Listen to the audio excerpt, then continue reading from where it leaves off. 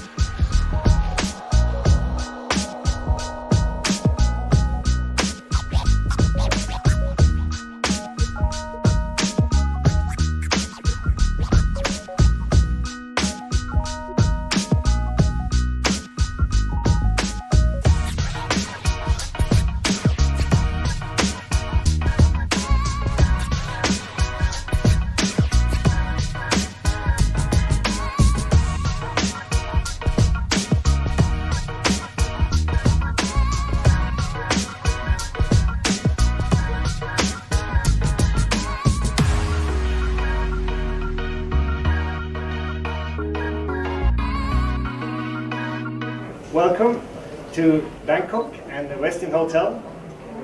Good morning to you in Norway and Europe. Good afternoon to you here in Bangkok and Southeast Asia.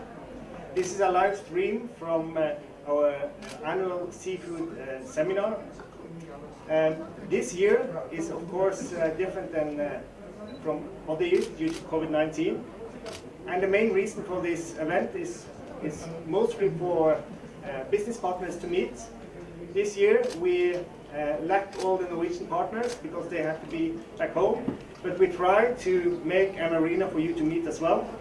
So we have established a Facebook group which is called Seafood from Norway Thailand Group, and you should search that up on Facebook and ask to be a member. And then we will let you in, and in that community you can post questions to all the presenters. You can post greetings to your friends and partners with photos or video or a text. And you can also ask questions to the presenters. The seminar will start at 3 p.m. Bangkok time and 10:30 a.m. Norwegian time. The speakers we will have is, among many, the Ministry of Seafood and Fishery in Norway. We will have the Norwegian ambassador in Thailand. We will have Thamachart Seafood, Lerøy Seafood. We will have Martin Langås from Avinor. We will have Viseum. And we will have Jens Petter Olsen from DNB, or DNB, Norske Bank. So welcome to the stream. There are starting to come Thai guests here, and there will be a photo shoot here which you can follow online. And 15:30 sharp p.m. Bangkok time, we will start the seminar. And Norwegian time, that will be 10:30 a.m. See you.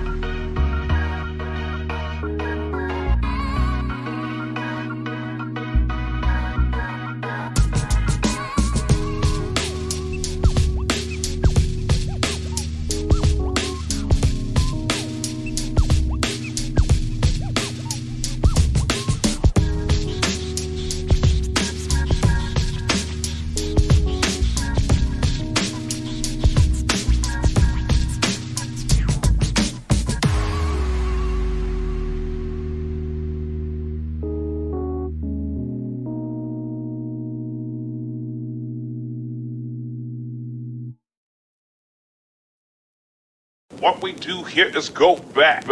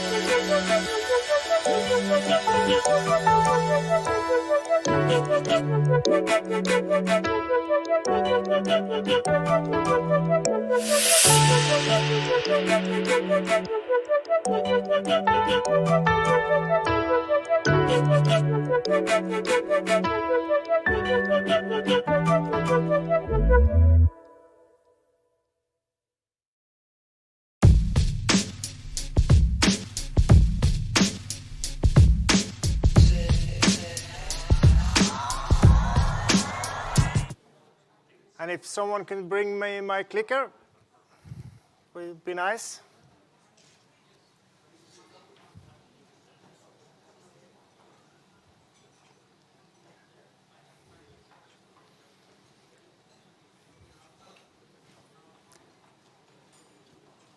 So this is a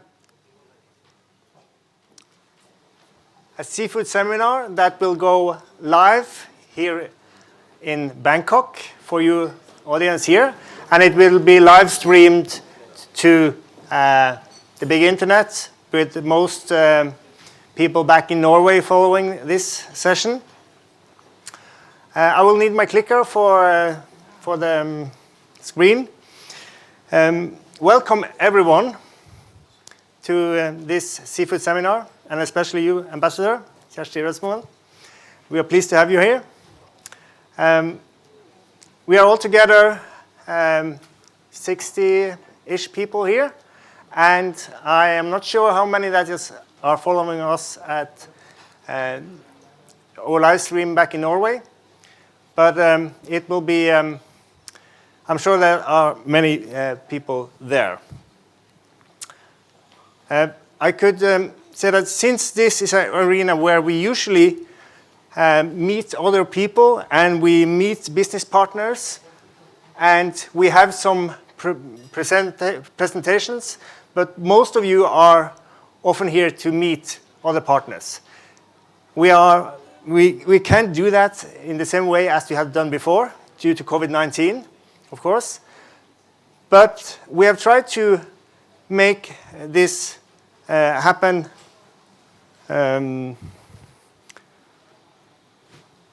I think this is the last picture of the presentation.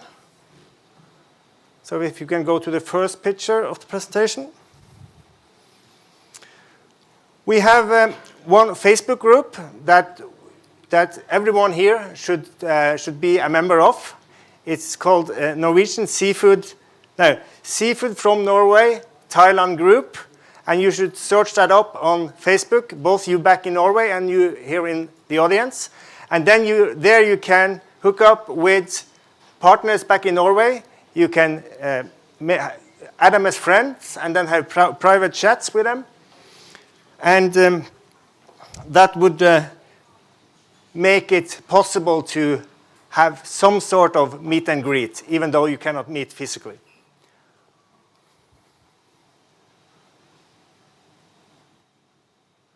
This is not the right presentation. It's the presentation with part one. This is the media presentation.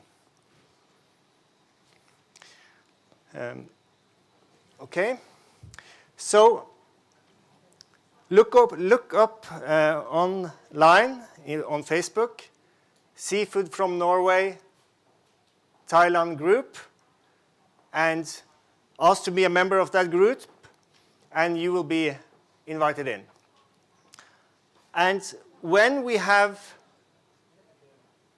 a break later on, you can, if you see someone that in Norway that you think should be joining us here live, call them on your phone and have them with you during the break. And it's also, this is one of the few times where it's actually legal to sit with your phone during the presentations. Do we have the presentation ready? 1 minute. Okay.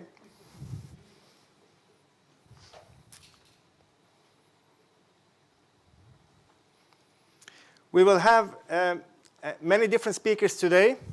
I can introduce the first one and say a little bit about him before I do my presentation. We are so lucky that we have the new Minister of Seafood and Fisheries, Odd Emil Ingebrigtsen, who's representing the Conservative Party in Norway. He was appointed the minister the 13th of March, approximately the same day as we had a lockdown in Norway and a lockdown in Thailand.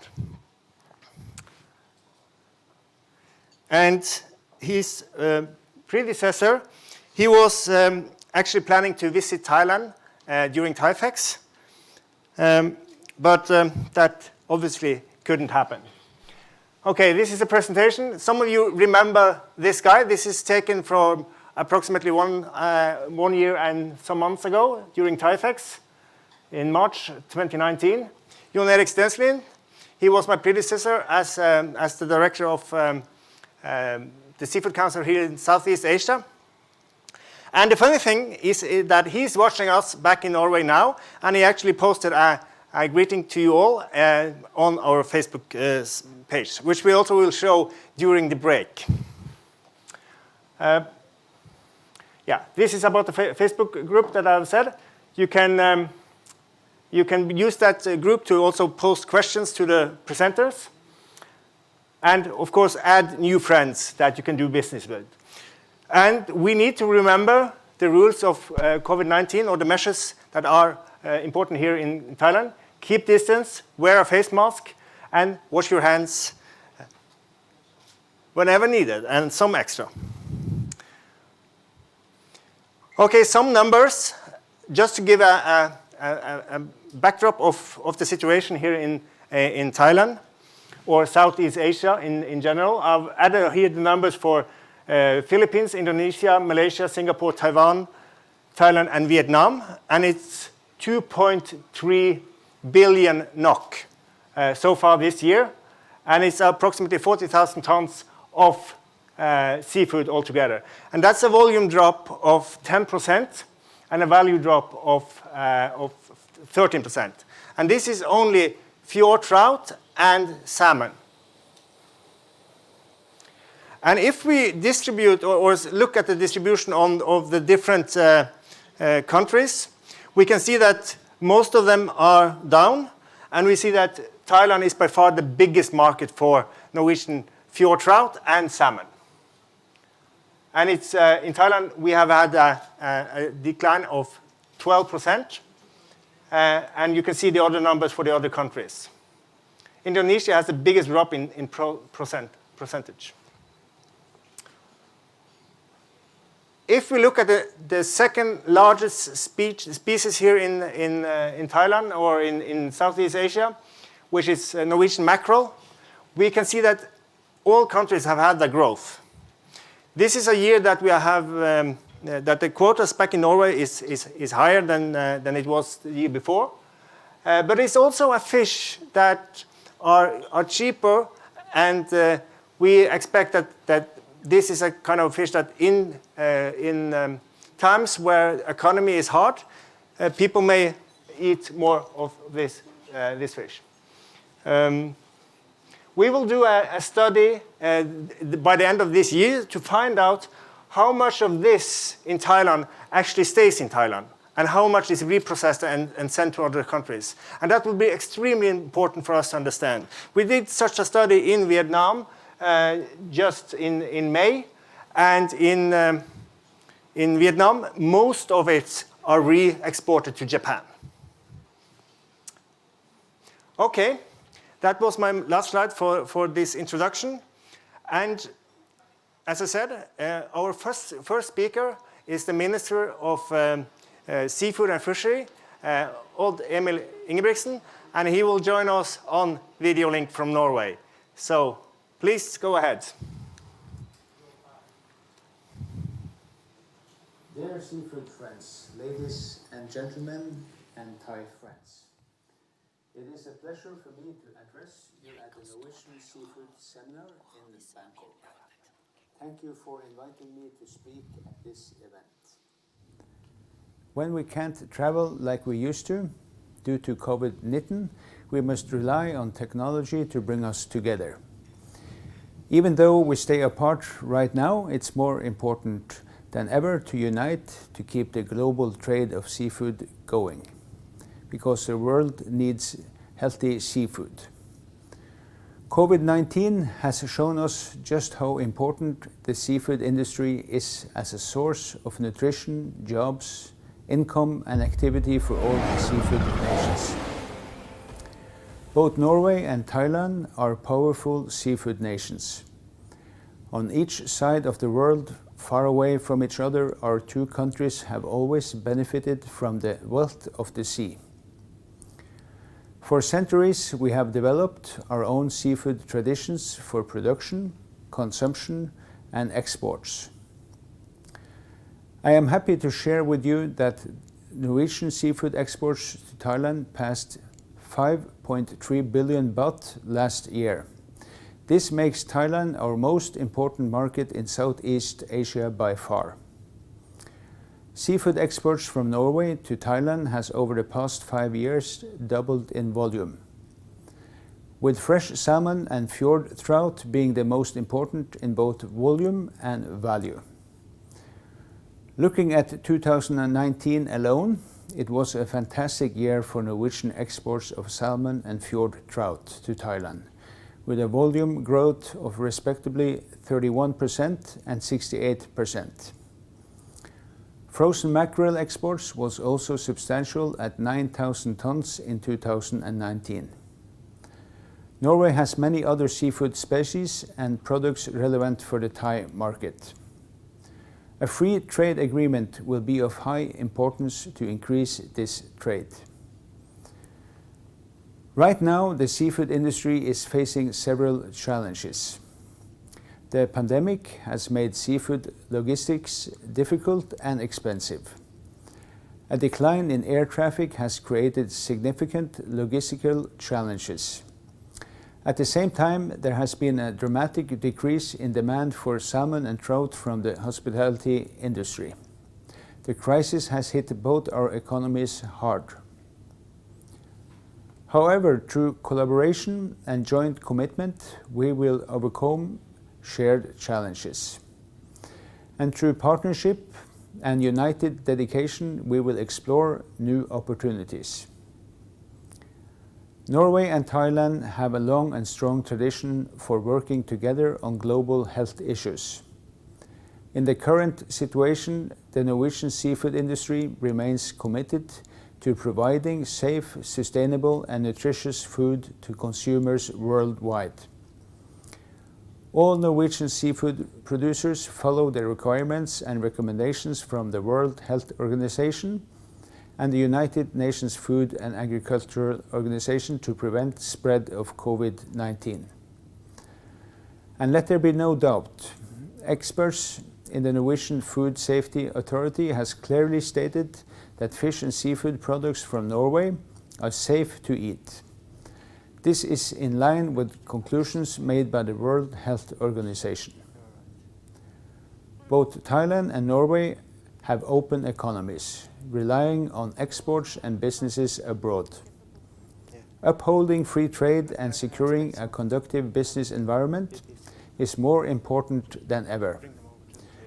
Creating economy growth and new blue jobs will be crucial as the global economy recovers. It is important to strengthen economic cooperation between our two countries. We are encouraged by recent talks with regards to resume negotiations leading to an EFTA-Thailand free trade agreement. A clear and predictable investment framework is important for Norwegian businesses and for our trade relations. In spite of COVID-19, we remained optimistic about the future of a trade agreement that would mutually benefit our respective countries.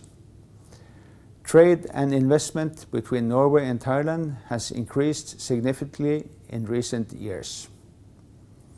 The seafood industry has strongly contributed to that development.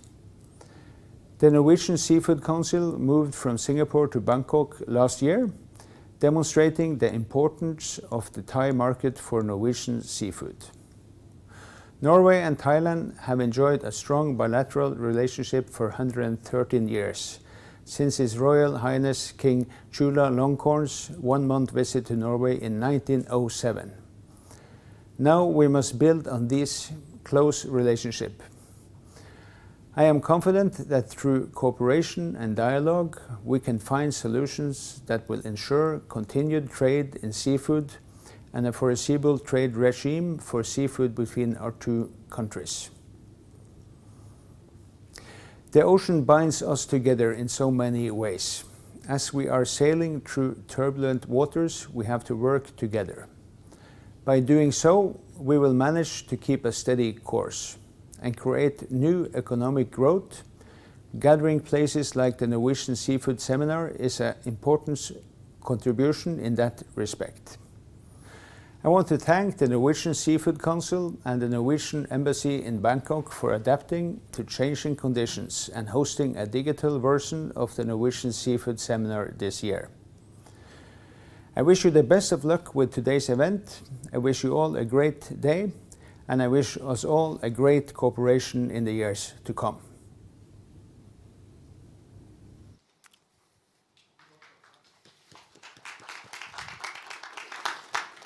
Thank you so much to the Ministry of Fisheries and Seafood in Norway, Odd Emil Ingebrigtsen. Our next speaker is Her Excellency Kjersti Røsmoen, from the Norwegian ambassador to Thailand. And we are so lucky at the Seafood Council to have office together with the embassy, and we really appreciate that. Kjersti has been in the Norwegian Foreign Service since 1988. That's a long time.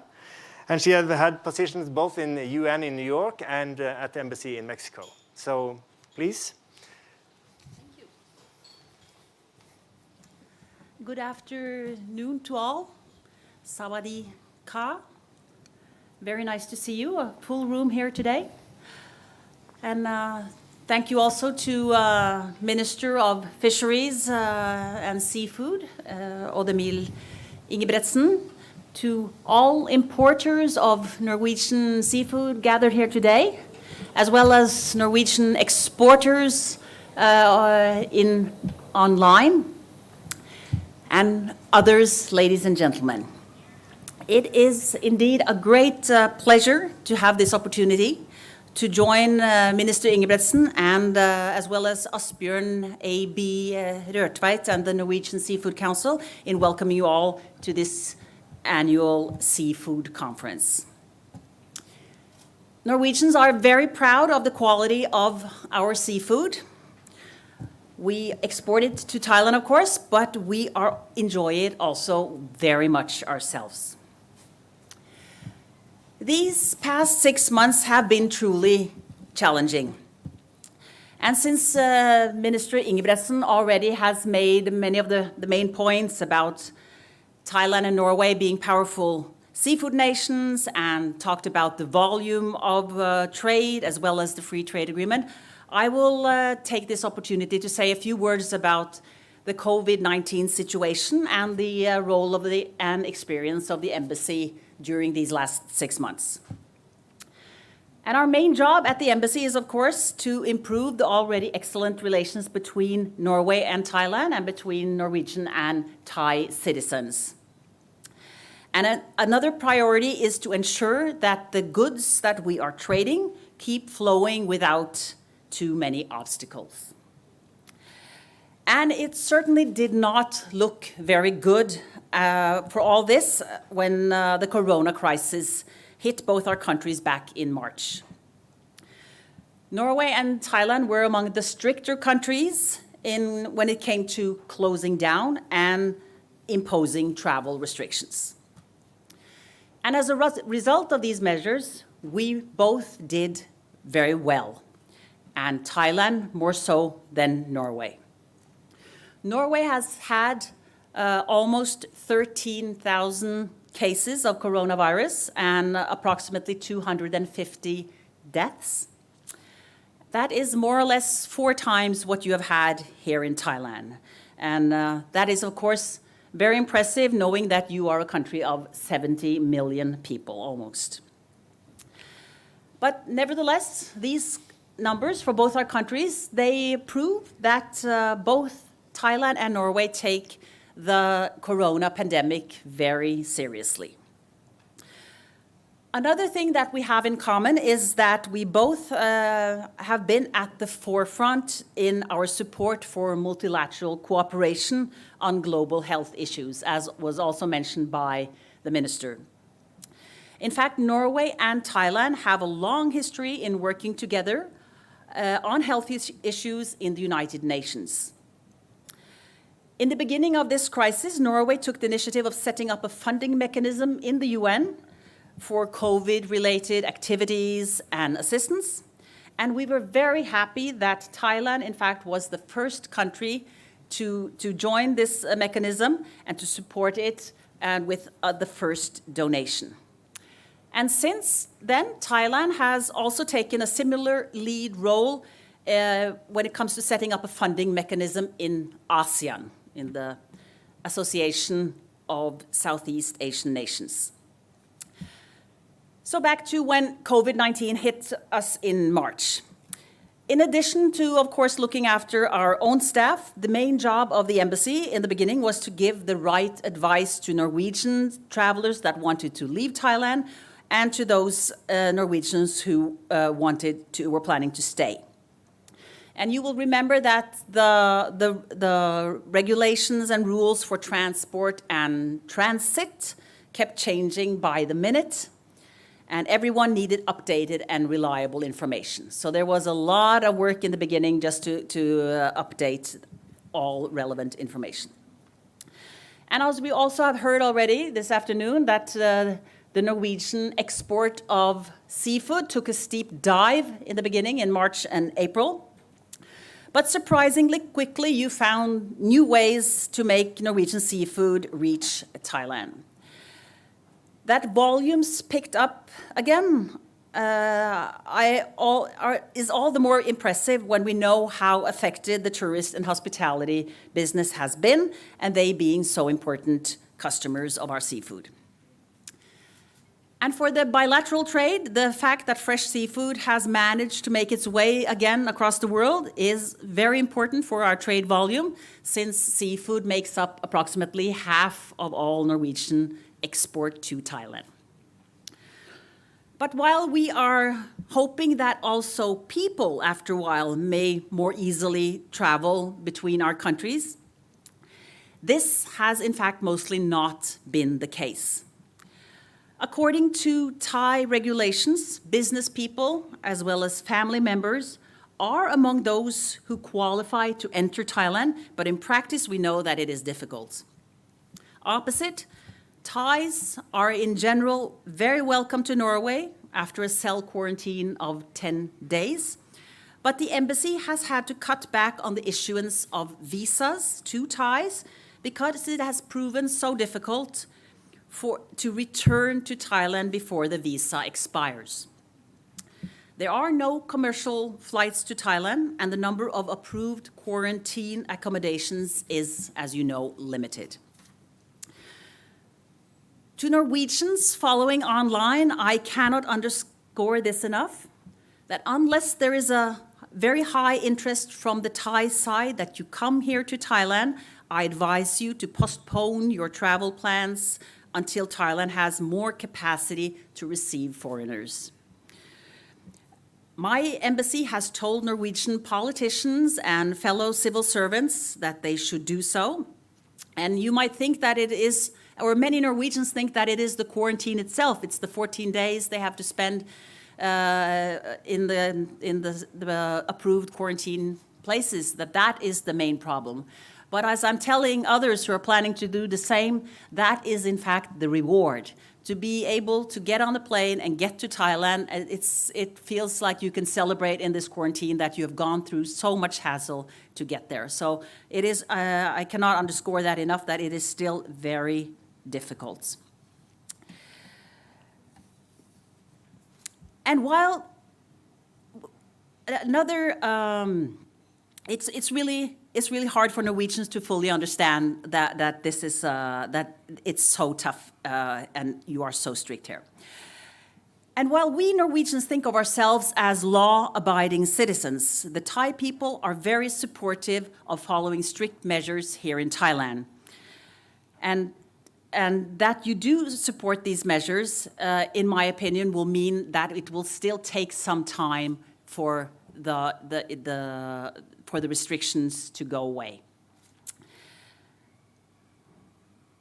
So the similarities among Norwegians and Thais are that we take the pandemic seriously, and that we are keen on international operation. And where we differ is a little bit in our attitudes when it comes to living with the pandemic and opening up for foreigners. And it is the job of my embassy to understand these differences and give the right advice to both Norwegians and Thais. And of course that the embassy is regularly in contact with Thai authorities about our positions. I hear now that I'm a little bit strict on the Thais. I really respect very much what you have done here in Thailand and have avoided the corona, but it's just a simple fact that Norwegians should really maybe wait a little while before thinking of starting the process of coming here. Because we Norwegians who already are in Thailand, we are of course very happy. We feel very lucky to live in a place where there is hardly any transmission of COVID and no lockdown. And the downside, of course, is that we are restricted from traveling regardless of being business people or diplomats. So let me end my words by assuring you of a few points. Firstly, on the free trade agreement, the embassy will continue to push forward the process of resuming free trade negotiations for a free trade agreement between Thailand and EFTA, which is the association of non-EU European countries to which Norway belongs. Secondly, we will continue to follow the developments in regulations pertaining to visa and travel so that we can give you good advice. And finally, on our Norwegian image and reputation, we will definitely try to contribute to keeping the Norwegian brand for seafood as good as it has been until now and respected, and that it truly deserves. The embassy is ready to assist you should the seafood business get into any trouble. Ladies and gentlemen, I wish you all the success with your seminar. I congratulate you for not giving up this year and once again organizing this annual event and thereby keeping this important meeting space open so that as you also have kept transport and logistics for Norwegian seafood going. I look forward to engaging with all of you present here in Bangkok later this afternoon and evening, as well as the millions of you following online. And not the least, I look forward to hearing the other speakers in this very interesting program, Asbjørn. Good luck and thank you very much for your attention. Kop kun ka.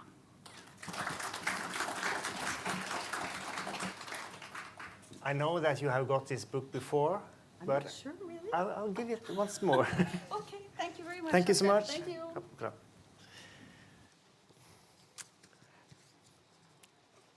Our next speakers are representing the Norwegian seafood industry. Hans Petter Vestre, Team Manager Airborne Seafood in Lerøy Seafood Group, and Butzarin, Sales Manager at the same team, are going to present together. Hans Petter has been working in Lerøy Seafood Group since 1992, and since 2013 he has been the manager of the airborne team. Normally, many of you meet Hans Petter several times a year, and I'm sure that Hans Petter would have loved to be here, but he will give us a presentation instead. Butzarin is a sales manager responsible for the Thai market in Lerøy. She was born here in Thailand, but moved with her family to Norway in 1986. And together with Hans Petter, they will now give us a presentation where they talk about how the Norwegian industry has coped with COVID-19. dear ambassador, dear customers and business partners, ladies and gentlemen. I'm Hans-Petter Vestre from Lerøy Seafood Group. I'm in charge of the airborne seafood team, which is in charge of selling the fresh products to the overseas countries. And we are doing long-term business here in Thailand. We are happy to have this opportunity to hold some presentation and speech for you today. Together with me is my colleague Buzarin. Swadika. My name is Buzarin Pusripong. I'm a sales manager at the Lerøy Seafood Airborne Division, responsible for fresh to Thailand. So in the beginning of this presentation, I will tell you a little bit about the story and history behind the Lerøy Seafood Group. And later on, Buzarin will tell you about our business in detail here in Thailand, and also some of the challenges we have experienced during this COVID-19 pandemic. So first of all, some background information about our company. Lerøy Seafood Group has a very long history, all the way back to 1899, when the fishermen came out from the island, the Lerøy Island, just outside Bergen here, into the fish market with the live fish. And he started the sales and the business, which is of our origin. Today, we have grown a lot, and we have become one of the world's largest producer of Atlantic salmon and also of the fjord trout. We are also a big actor inside the whitefish industry. We have 10 nice trawlers fishing in the Barents Sea, and we are a large processor of whitefish inside the European market. Altogether, we are 4,500 employees, and we say we supply about 5 million meals every day from our production and harvesting. And this goes into 80 different countries of the world. We are located with our activities all along the Norwegian coast. The farming operation is in the western part and the middle part and the northern part of Norway. And the whitefish industry is basically in the northern areas close to the Barents Sea, which is the rich fishing ground around outside our coast. Our main office is here in Bergen, and we also have some international appearance with a foreign office in USA, in Japan, in China, and in Europe. We also have a wide distribution network where we are selling to retailers and customers in the large European market. We are a fully integrated company, both on the farming side and also on the fishery side. This is very important for us. We have full control of every step of the distribution chain when it comes to quality and assurance. And we also believe this is important for our customers and for the final end user of the product. Our operation holds the highest quality standards. We have been Global GAP certified for many, many years, BRC certified, and our farming operation is to a large extent ASC certified. And from this year, we are also able to introduce the organic salmon to our customers worldwide. And we are interested to speak more with you in Thailand about that. When we look at our product range, we are proud to say that we are not a salmon company or a trout company. We are a seafood company. We have a wide range of products which comes out from the Norwegian sea and waters. So we are a full range seafood exporters and can thereby provide a wide range of alternatives for you as a customer.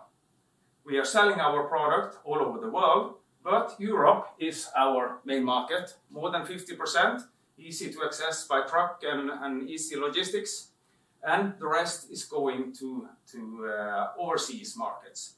And especially for me and my colleague Buzarin, the Asian market is very important. And Thailand is today among our top 3 markets when it comes to the sales of fresh product. We are very happy for that and grateful. We are selling our product under many different brands, depending on the origin or depending on the product type or depending on customers. Of course, the most important item for us is the salmon. The fresh Lerøy salmon, we are flying out every week, every day to many markets around the world. This has been a very important item for us for many, many years. And another product which we are particularly proud of and which we think has a special position also inside the Thailand market is the fjord trout. We have fjord trout available every week of the year. Every week we harvest this beautiful product and we pack it and we send it out. And we are particularly fond of the fjord trout, and we believe it has good possibilities still to expand inside the Thailand market. But there are challenges around, and especially this year has been very, very different from others.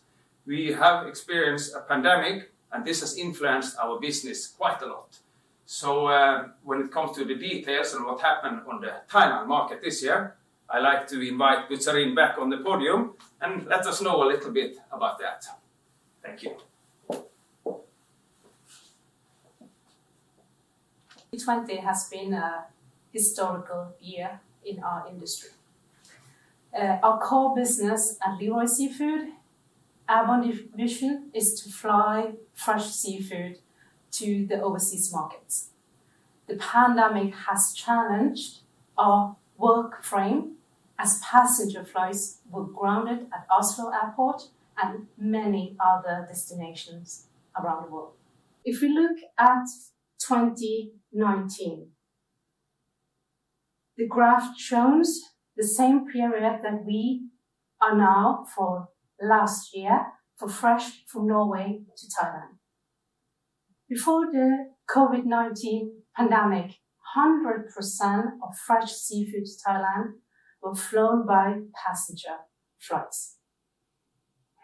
We experienced restriction on air traffic, especially for passenger flights, starting from week 12 this year. Cargo flights were used instead. With passengers on board the passenger flights, this helped us keep the air freight charge rate down. Without the passenger, air freight rate increased dramatically. With restrictions on traffic for passenger flights, we saw a clear increase of air freight rate by 3 times the normal rate.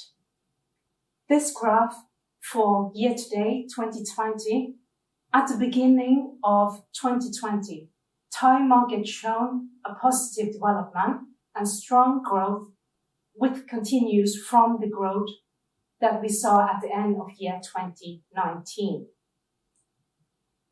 If we add the freight rate development for the same period for 2020, we see this.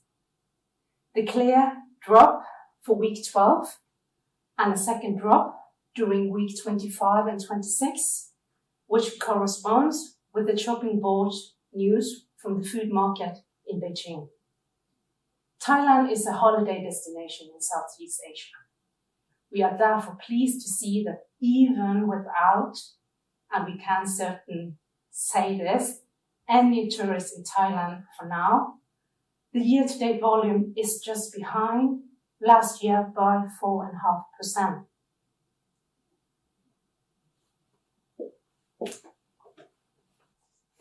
Yes, I must say it's quite impressive.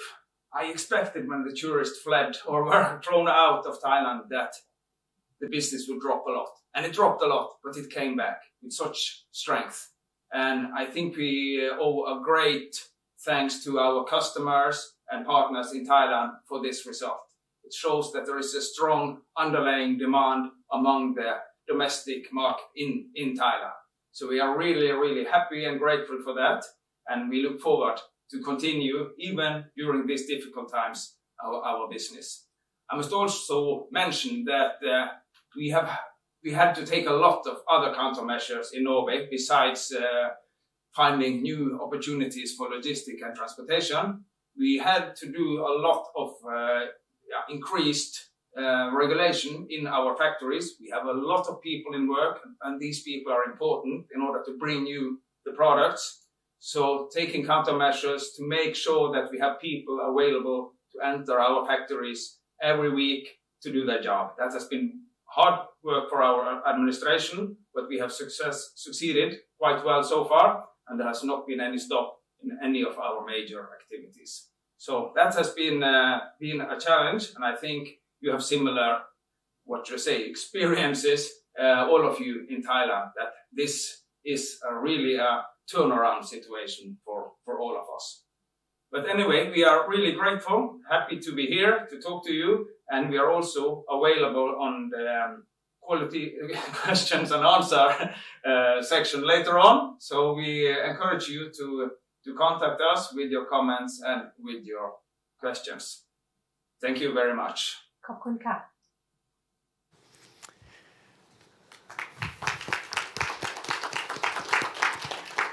Okay, thank you so much to Hans Petter and Kun Butsarin. I will send you books back to Norway, or we can send them from head office. That's more efficient. Okay, our next speaker is Kun Jiran Davis, Chief Marketing Officer and co-founder of Thamachart Seafood here in Thailand, the largest operator of seafood counters. And they also run a professional management service to all Thai retailers and are focused in restaurants like the Dock Seafood Bar, the Lobster Lab, and Mahanakon Seafood. I'm very pleased that Jiran will give her presentation because they have been a partner for the Seafood Council for many years. And they are helping us build a strong country of origin brand.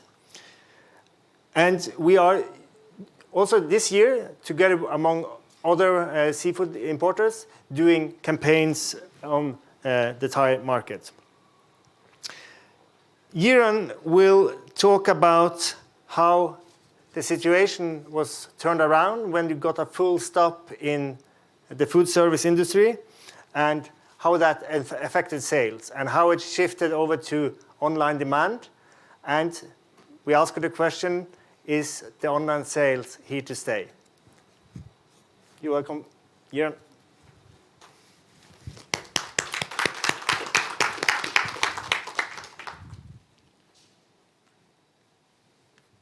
Good afternoon, ladies and gentlemen. Jiran from Thamachart Seafood. And today we are talking about how we're coping with the COVID-19 and how we utilize our e-commerce. So just to put you guys into the perspective of what we do, so we need to introduce you with our experience with our company. So first of all, we've been open since 2007, so it's been 13 years. And since we started, we always put customer at the heart of our business. And so when we opened 150 counters with 459 staffs throughout Thailand, at the time when we opened it, the seafood counter is only selling just whole fish. And so we started to sell fish fillets to give the convenience to our customers. Because we believe that the customers who buy from us at the seafood counters in retails do not want whole fish. Otherwise, they would go to the fresh market, for instance. And then we listen to our customer more. And then our customer is saying that not only that we want to buy from you guys from the seafood counters, can you guys cook for us? Because sometimes we don't want to cook. So we then open the food service F&B business with 20 outlets right now with 65 staff. And then our clients starting to ask more for the wholesale business. So that we open the food service business for high-end restaurants and hotel chains with 4 staff, with 102 clients. And then last but not least, the online. We now have 5,200 active members with 10 staffs manning it. So just to clarify a little bit on the retail, we import the seafood and then we also quality check the seafood and then we train our staff who man the seafood counter. So it's the whole supply chain that we do. This is how we look at our counters in many department stores, including Central Food Retail, Gourmet Market in the mall groups, and Big C, Tesco, Villa, and then Foodland. And this is the Dock, which we then have our F&B brands. This brand at at Gourmet Market, and also we have the Ocean Bar in Central Food Hall. This is the dedicated lobster concept called Lobster Lab at the Commons, which we only sell seafood and focus on the lobster as well. And this one is the contemporary Thai concept, which has the seafood as a focused product. So we cover the whole sector of different type of the restaurant.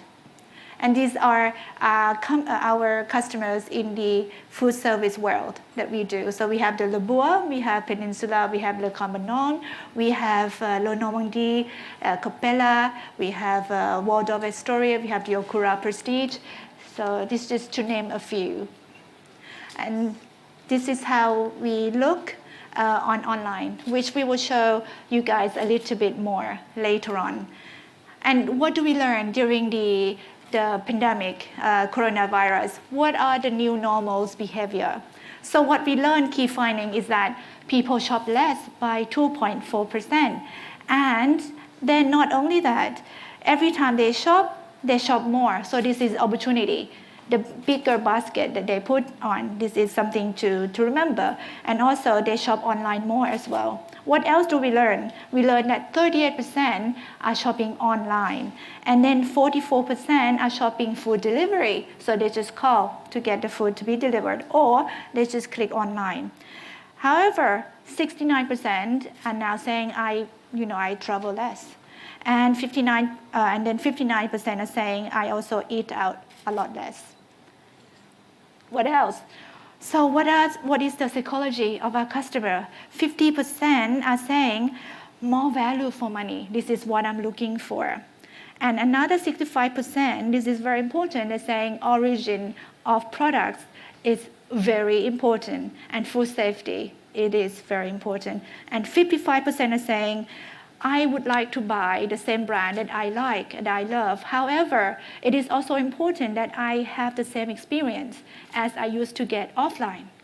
So this is very, very important. And on the psychology side, now we're learning how do they feel, how the Thai customer feel. Thai customers are saying, 96% of them, I'm feeling down, I'm feeling lonely, I'm feeling negative. So they spend more time on social media because they feel lonely, for instance. And this is a key fact finding the marketers should know, is that social media gone up, this on the media consumption. News program, Thai people are now watching news more than ever. Before, news program is nobody watched. Let mommy and daddies watch it. And then the online meetings. So you can now buy ads on Zoom or MS Teams, for instance.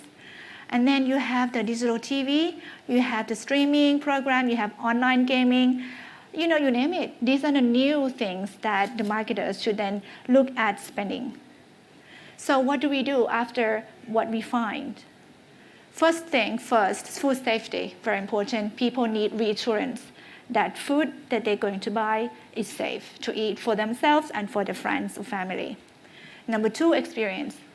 Customers are saying that they are willing to buy the same brand, but they would like to have the same experience as they used to get. Number 3, offer. So value for money. 50% are saying they want value for money. However, that is not the only thing, because otherwise, if we only give discount, we are going to be broken. We're going to be broke, right? So you need to give right product at the right time, at the right place, combining with a good offer. Number 4, tone of voice is very important. People are down. 96% of them are saying that I'm feeling negative. So you need to give very light, heartwarming messages, and consistently as well. And in the media, I was just showing you guys that new medias are coming up. So to get the best return on investment, is no longer using traditional media. You need to mix and match, and you need to give the right content that fits with each media as well. Oops, sorry.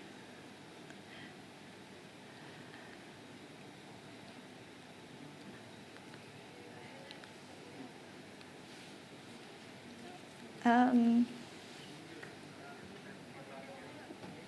not sure why it's not playing, but so in these videos, I would like to show you how we do this on the YouTube and on our social media, showing at Centralized Kitchen from the beginning of how we source and how we cook the products and until we QC and then we pack. And we work with our online, the third-party delivery as well. So finally, this is our Centralized Kitchen, which you are saying. So we give it in a very light, heartwarming, user-friendly way. So we show how we clean our hands. So everybody's doing this. Wearing gloves, very important. Yeah. And this is what we used to give in the dog, for instance, and then we can give this online as well, the salmon Wellington, for instance. So this is the seafood Mahanakon, the Thai seafood concept that we give. And then seafood, sushi, sashimi is also a very important sales for us. So it is very, very important to show how we do it. And we pack. And then this is the packing process and how we QC the product. Yeah. And this is how we pack. And then we clean our third-party delivery as well. So we make sure the whole supply chain are clean and safe for our customers. And we consistently have the same hashtag in all our videos and messages. And this is also on our Facebook. Again, we want to be connected to our customers. So we show behind the scene people who work for us. We show the faces so that the customer can be more engaged rather than just showing just the photos of the product alone. So this is the fuming process that we do monthly to do a big cleaning every month at our Centralized Kitchen. And this is how we are showing in terms of the experience. How do we give the same experience as the people going to the seafood counter? Apart from smelling, I think we can do. Yes, so the customer can then choose the fish that they want. They can choose the size of the fillets that they want or the way that they want to be filleted. They want it to be filleted half and the other side they want to be sashimi, for instance. We have the choices for the customer to choose from here. And then not only that, the customer can then go to the comment box and then just put there what they want, like I want to go to up country, so can you pack more ice and so on. So we can do that for our customer. And we learned that the customer are now buying less frequent. However, they buy more. So we create a bundle sale. So this is a party set. This is what we do. So the customer can buy more, and then we work with the NSC to give the customer with the huge cooler bags because we want people to buy more and put all of it in the bag as well. So this has been great. And to utilize when the F&B brands have to be forced to close, we also have this in our Centralized Kitchen and then offer online as well. So not only buying the raw material for home cook, customer can now buy the same as what they used to buy, our menu, online as well. And it's the same quality because we have the chef there at our Centralized Kitchen. And because we know people cannot travel, so we bring the fish to them from France, from Japan, from Norway, anywhere. And we listen to our customer. Customers saying that these fish are more foreign to them. So what we do is that we give in the delivery box, we have the recipe card. So in the recipe card, customer can scan the barcode and get these videos of how to cook them. And we're speeding this just so because we don't have a lot of time, but normally the speed is normal. So this is how you cook the Mediterranean sea bass. The offer. So I was saying earlier that promotion, value, discount is not the only thing that is important. You need to give the right product as well. So in this case, we have customer can choose what kind of salmon fillet or the type of trimming that they want, or they can buy the whole lot as a ready to eat as well. And then we have the free cooler bags. And at the same time, we also have create, like for in this instance, is Mother's Day. We create salmon garland so customer can buy and then give to their loved ones. And we see that we have more engagement from our customers because of this, and because we have lots of promotions going on. So what we do is that we then have reminders, we have promotion calendar for customer so that they can be constantly reminded of what we are giving. And because we listen to our customer, and this is very important on e-commerce, you can bounce back ideas with customer almost real time. And so our customer are saying that sometimes they don't want to buy the fish and cook it themselves. They want it a very easy way to do it. So we create what we call cook in a bag, that we marinate the flavor already, and you just put in microwave for 1.5 minutes and it's done. And we use our kids with kindergarten kids just to say that it's so easy, even the kindergarten kids can do it.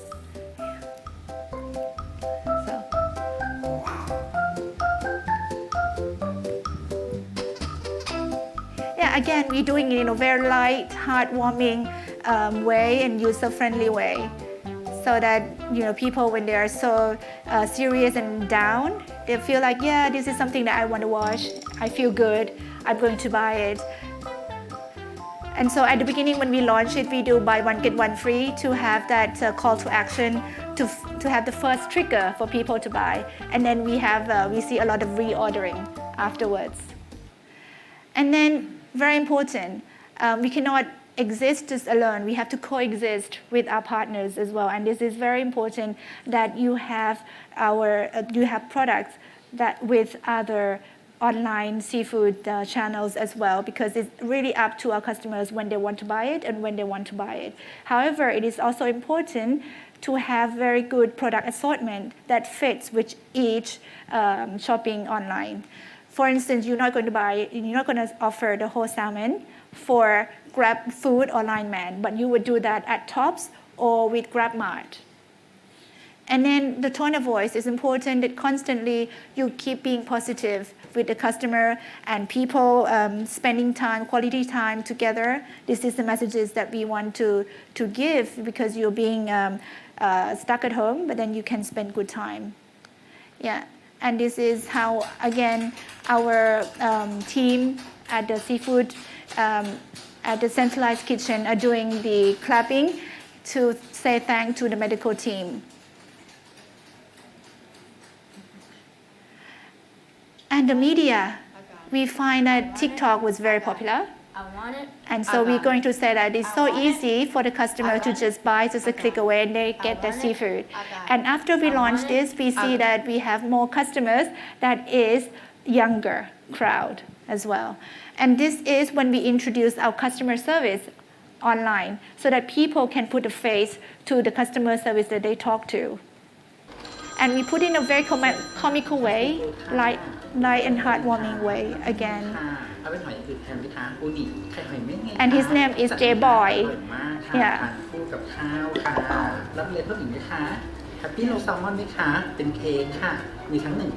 Yeah, so he's introducing different kind of products that we give and so on, with a bit of joke along the way.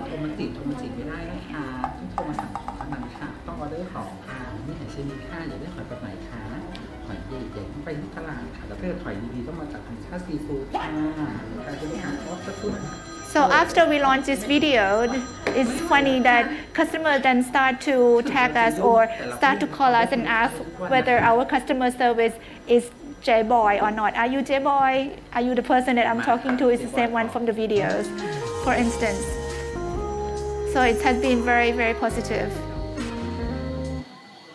And this is the result. So although there are things that there are business units that's still down, but we see a huge uplift on the e-commerce.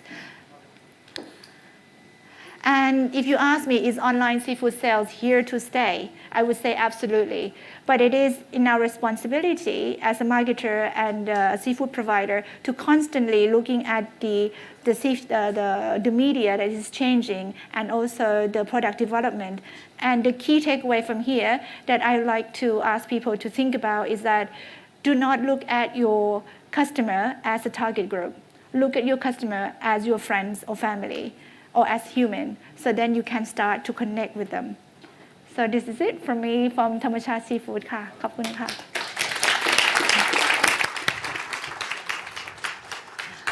It's so professional to see what you're doing. I'm so impressed. Here's a book. ขอบคุณค่ะ Kapun Krab. Thank you so much. Our last speaker before the break is a guy called Martin Langås. He is the Director of Traffic Development and Cargo at Avinor Oslo Airport. Martin has been dedicated to build the world's largest seafood air cargo center at Oslo Airport. And he has been successful in making Oslo Airport the largest freight hub in the Northern Europe. Martin sent us a video with a greeting from Avinor, but I also called him afterwards and had a Teams chat with him that we recorded. So the last presentation before the break is here. Thank you.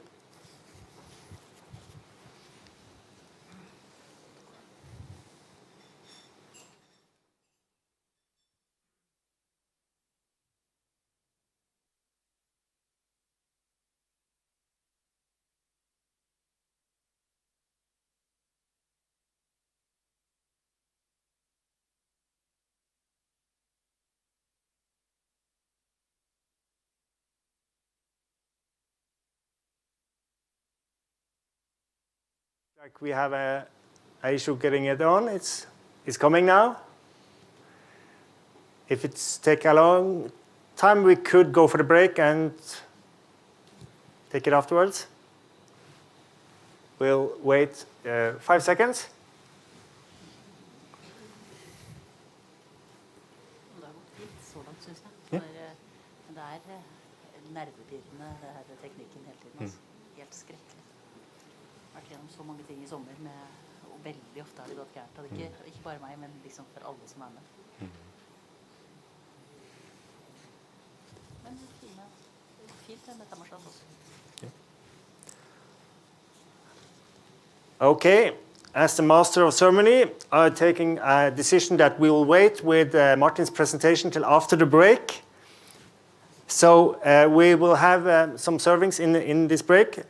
Cured salmon pâté, spicy Norwegian cold water prawns, and cold smoked salmon roulade, and teriyaki grilled salmon. So please enjoy, and remember to call some friends in Norway and invite them to be in the break together with us.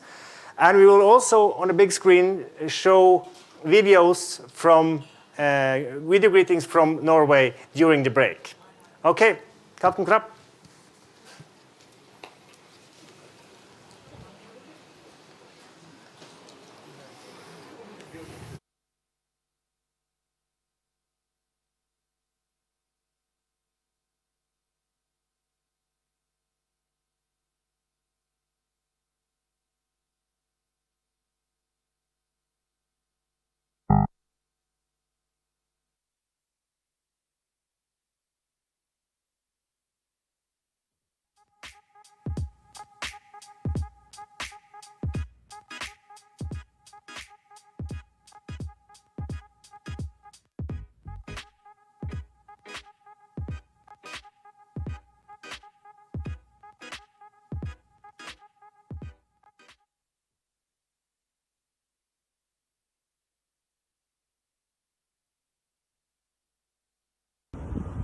Sawadee Cup and good morning from the beautiful city of Bergen on the west coast of Norway.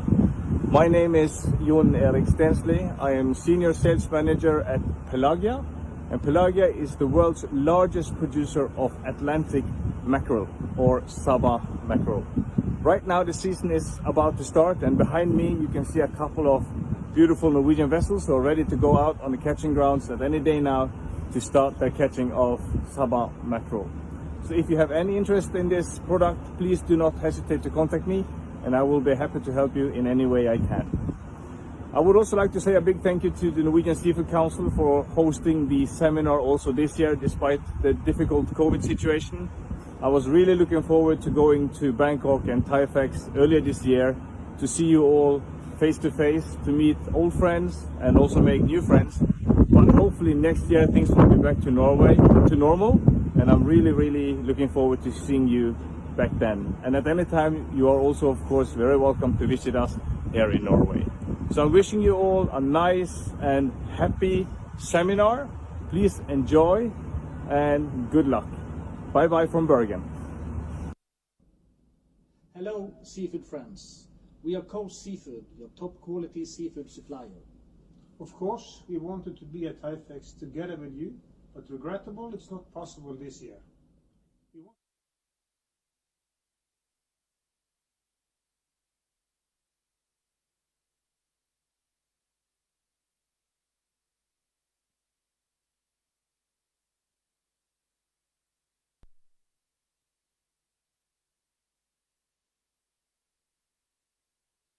Sawadee ka. So today, let me introduce myself. My name is Miss Chupompat Tapashitisan, or everybody that just call Chef Jeep. So today, I will present the seminars. This seminar is we talk about all the seafood that imports from Norway. So example, we have Norwegian salmon, and then we have the Norwegian frog trouts, we have mackerel, we have cold water prawns, we have halibut, and also we have cod. Today, I'm gonna present 6 products that we import, and we also that create special menu, which is this twist with all the authentic Thai food mixed with the all seafood that we import.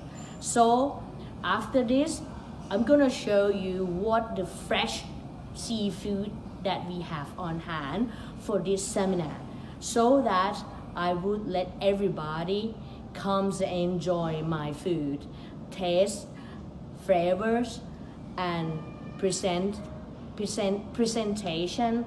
and also the fresh seafood that import from Norway.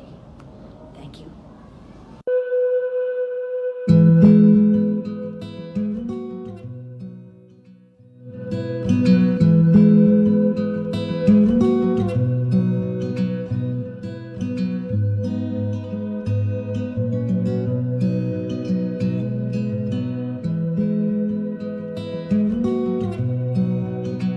Hello, I'm Chow. Hello, I'm Vakas. We'll see you online at TIFEX.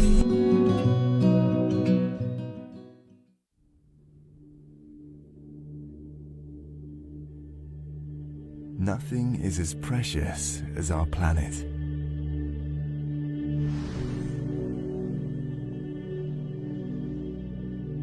Nothing is as pristine as our origins.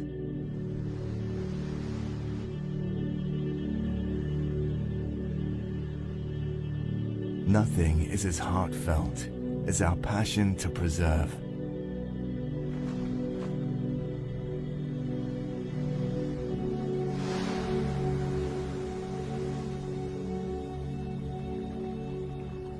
Nothing is as authentic as the flavor of the Arctic.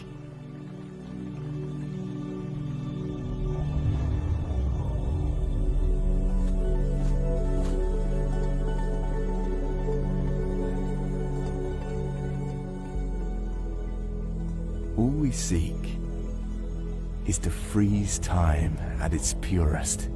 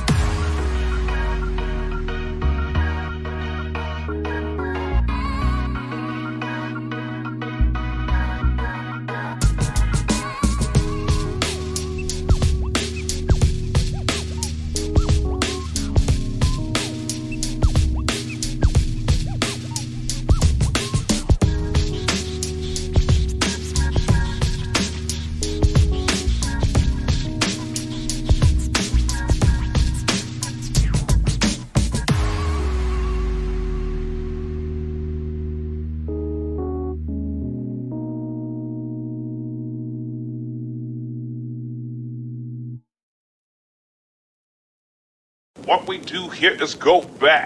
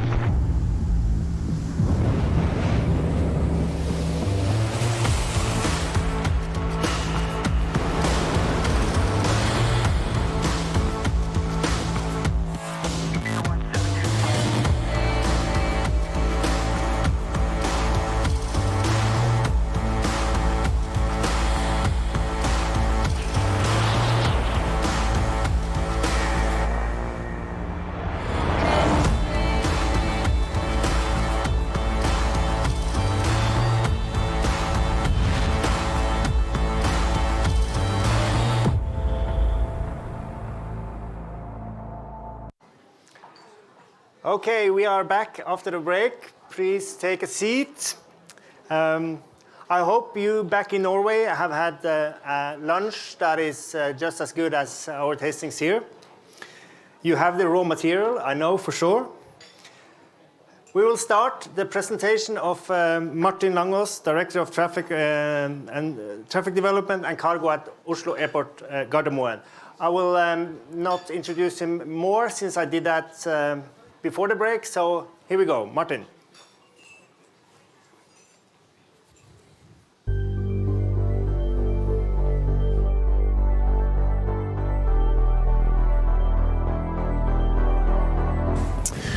Welcome to Avinor Oslo Airport, the capital airport of Norway. My name is Martin Langås. I'm the Director of Traffic Development and Air Cargo. Today we expect over 1,000 tons of salmon to be shipped and processed through the airport, and we're going to show you how it's being done.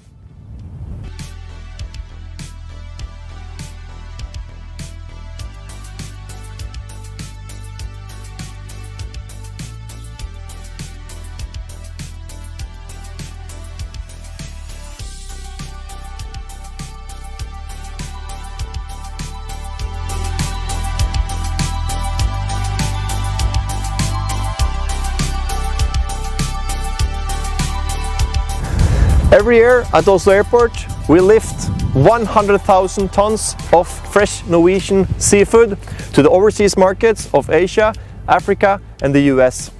And most of it is transported in pure freighters in aircrafts like this.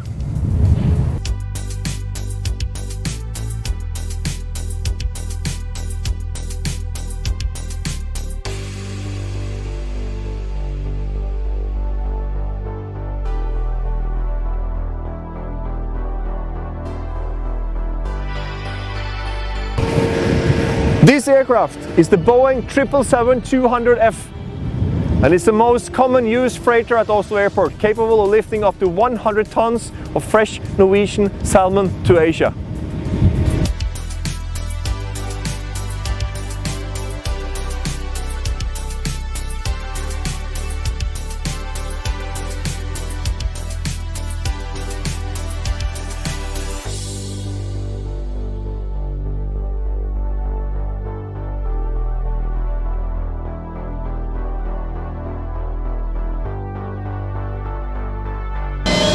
To understand why so many airlines are choosing to fly freighters from Oslo Airport, it's important to understand the air freight balance between Asia and Europe. The Norwegian fresh salmon is one of the few big and stable commodities going from Europe back to Asia. That makes it attractive for the airlines. It gives a lot of capacity available and low rates, increasing the competitiveness of Norwegian seafood abroad in Asia.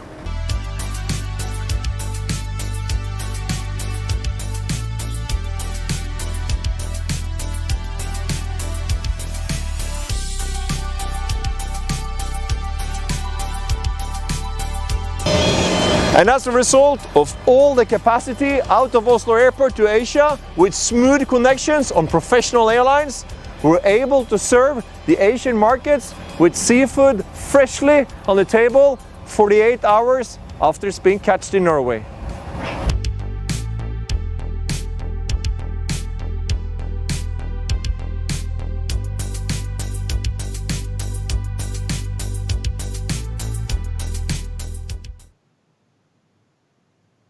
Hi Martin, thank you so much for your video presentation. It's impressive to see how Oslo Airport has become a very big seafood cargo airport with 100,000 tons a year. That's impressive.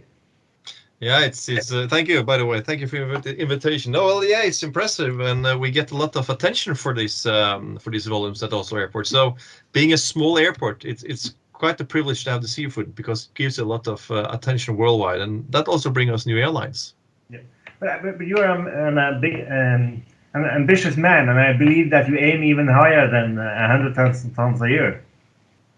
Well, yes, I believe we could have had a little bit more as well, but there's a balance between the profitability of the airlines and, of course, the volumes we handle.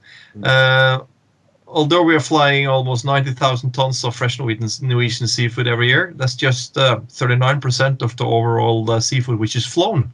The rest is going by truck to other European airports and then flown to the end destinations. So there's a huge potential to dig into, but everything has to do with the profitability of the airlines and also the rate level. We need to keep the rates at the level which makes it profitable for the airlines to fly to Oslo Airport, because adding Oslo as a stop back to Asia is adding cost, and the rates need to cover the cost. I can completely understand that. But we also have to talk about COVID-19. Can you tell me how the cargo traffic at the Oslo Airport were affected by the lockdown in China by the end of last year, and the lockdown by the rest of the world in the beginning of this year? Yeah, absolutely. And that's actually quite a relevant question because we are one of the few airports in Europe which is, I think, less affected by the COVID-19 situation. And like every other airports in Europe, we faced a situation where most passenger airlines were pulling out capacity. Traditionally, a lot of the seafood has been transported out of Oslo Airport in the belly, I mean the first floor of the airlines to Asia, with Thai Airways, Emirates, Qatar, SAS to the US, Norwegian to Bangkok in the US. And now overnight, the capacity was gone.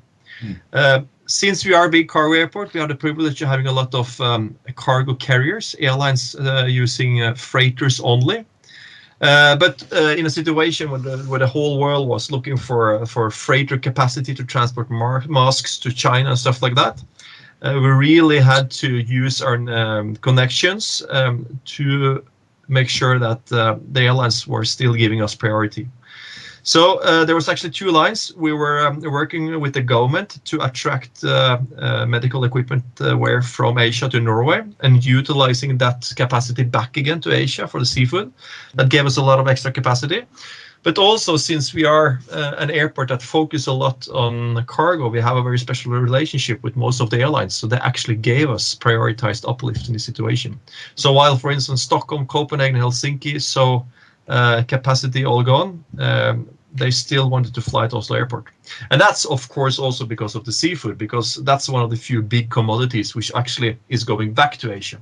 And with a rate level that was higher than normal, it was profitable for them to fly. So we actually experienced a lot of airlines putting in new capacity at Oslo Airport in the COVID-19 situation and the crisis, resulting in a very, very minimal dip in the overall capacity out of Oslo Airport for the seafood.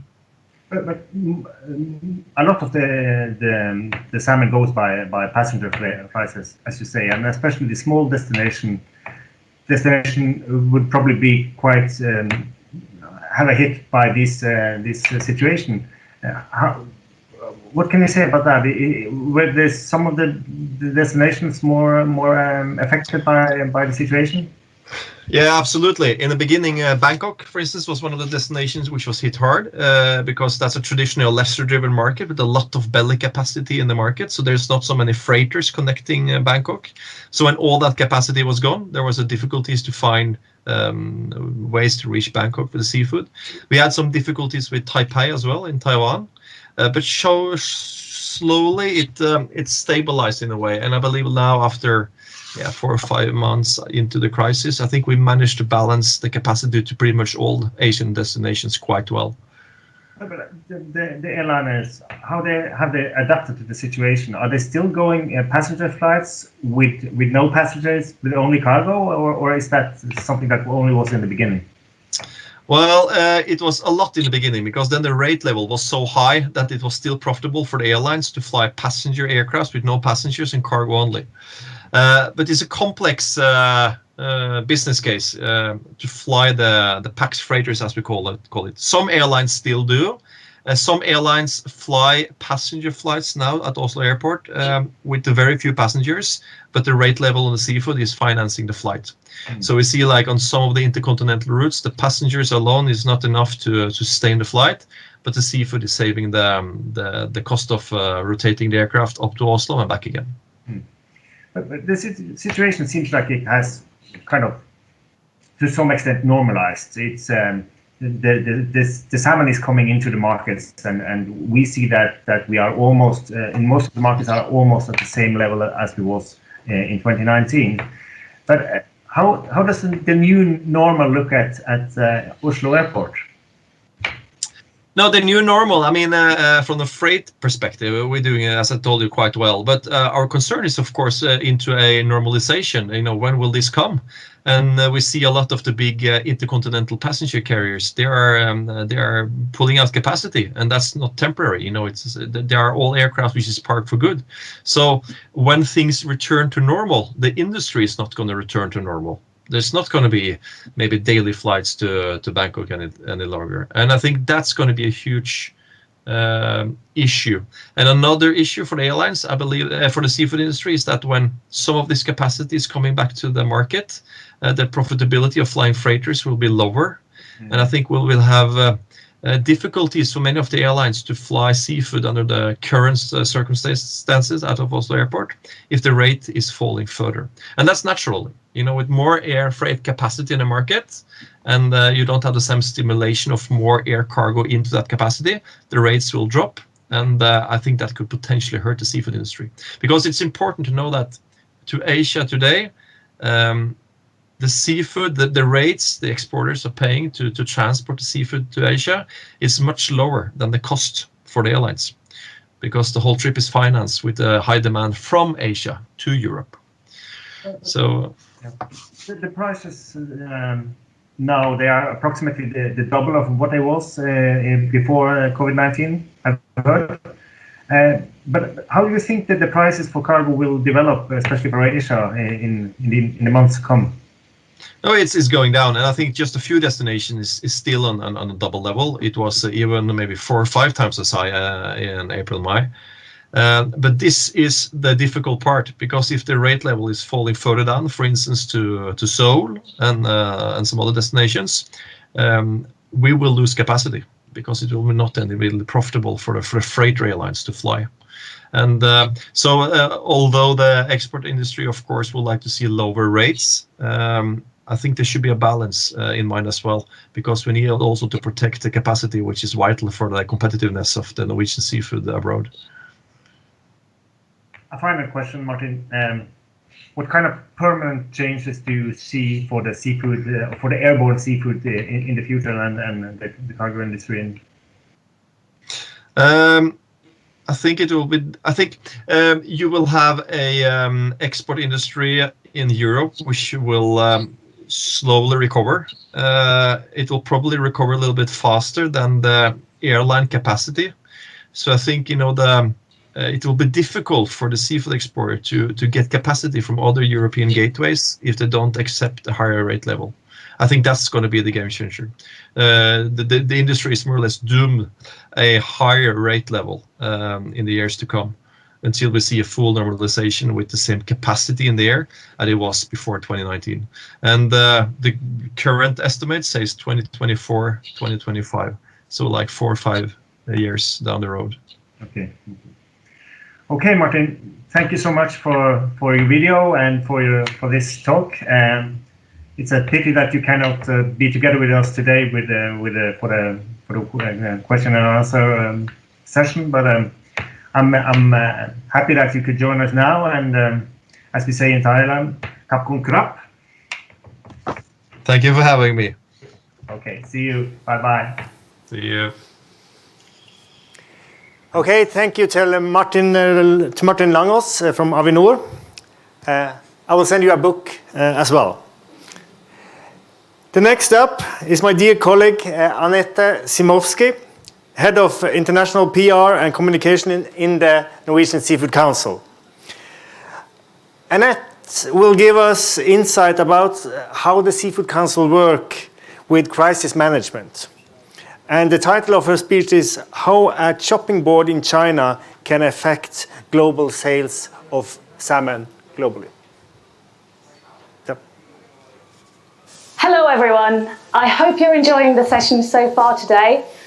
I'm really sorry not to be there in person, but I'm sure Asbjørn and the team are looking after you well, and I hope to have the chance to meet you all in person at a future date. I'm going to talk to you a little bit about how the Norwegian Seafood Council works with communications at times of crisis. And in this day and age, anyone would probably agree that being linked to COVID-19 is probably one of your worst case scenarios. And this is exactly what happened to us on the 14th of June this year, when a large outbreak of COVID-19 at a food market in Beijing was linked to imported salmon. Food scares are our worst enemy. It's about what you put in your body and whether it's going to be good for you or harm you. It's the food you serve to your children. And that is why it makes for such huge media stories. The media loves it, whether it's based on unconfirmed sources or facts. Bad news will always win the media battle. And in this digital age, a media story moves at dizzying speeds. And there's absolutely nothing we can do about that. As the news story gained attention across the world, from New York to Rio and even Nigeria, coverage about Norwegian salmon in our 18 monitored markets spiked 300% overnight. And that is only counting the stories where Norwegian salmon was mentioned specifically. Most media actually referred to imported seafood or imported salmon. It quickly became clear that, at least short term, it was already having a real impact on the global salmon market. It's not a very natural reaction, but actually taking a step back and getting a good overview of the situation and the information available is the very first thing you have to do when facing a crisis. And for the NSC, our most important role is to ensure accurate and timely information between the Norwegian government and regulators, the Norwegian seafood industry, and their customers in the market. And when it comes to the information we share, we always rely on the facts and the experts. You will never hear the Norwegian Seafood Council refer to anything that can't be backed up by scientific and official advice. We always rely on sources like the Norwegian Food Authority, the Institute of Marine Research, or the WHO. And we're lucky because we work with some of the most well-documented, safe, healthy, sustainable products there are. You cannot get coronavirus from eating salmon, and Norwegian fish and seafood is safe to eat. Thankfully, the link between salmon and COVID was proven untrue only a couple of days later by both Norwegian and Chinese officials. But how much damage had been done? The news that salmon was in the clear certainly didn't generate as much media attention as the original story. And as I said, bad news will always win the headlines. So why didn't we go out more proactively with the facts when we had them? The most important thing for us is to ensure we provide fact-based information and up-to-date knowledge about Norwegian seafood, so consumers and local value chain can be reassured the product they buy is safe and high quality. And we have developed a range of statements and content to serve this purpose. What we will not do, and this may be a bit surprising to some of you, is to go all guns a-blazing out into the media story. Much like a fire, a crisis also requires oxygen and fuel to continue burning. And once the media news is out, the media will always try to find a new angle, some new information, some new facts to continue the story. And we do not want to add to this bonfire. Apart from presenting the facts we have and referring to the official sources that Norwegian salmon is perfectly safe to eat, we actively try not to fuel the fire further. In most cases, going out into a story with such huge negative associations will in most cases serve the opposite effect. The aftermath or even the middle of a crisis is not the time to launch a proactive PR campaign. It will in most cases only let the negative story live longer. We know that even the biggest news stories dwindle and are very quickly forgotten by most people. And we also know that trust and reputation is not built in a crisis time. It is built in peacetime. It is time to take another step back and build long-term plans for how you're going to create positive communications and build knowledge about Norwegian seafood. And at the same time, ensuring that you have good and accurate information available on the issues that you have faced in the market. Whilst we obviously hope that this type of crisis will not become commonplace, we can't shy away from the fact that as salmon becomes a more and more popular product, we will face critical questions from both consumers and media. Norwegian salmon has become the world's most favourite fish, according to our latest Seafood Consumer Insight study. Of course we're going to receive a lot of attention, both good and bad, and we welcome it. Norwegian aquaculture is world-class when it comes to technology, fish welfare, sustainability, food safety and medicine use. It is a very easy product to defend. I hope you've enjoyed this session, and I'm looking forward to taking some of your questions later on. Thank you very much. Thank you so much, Annette.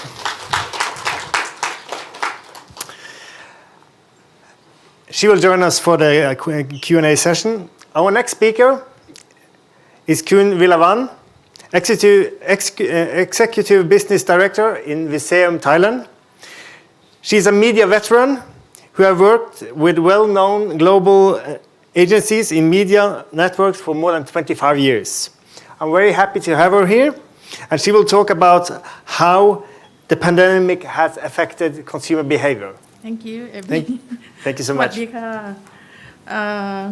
So welcome to the media and the consumer insight world, because today I will talk about a little bit on the media economy, and also end up with the consumer behavior that has changed over the pandemic period.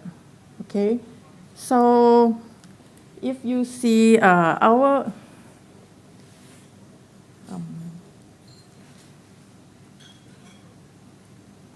sorry. Okay.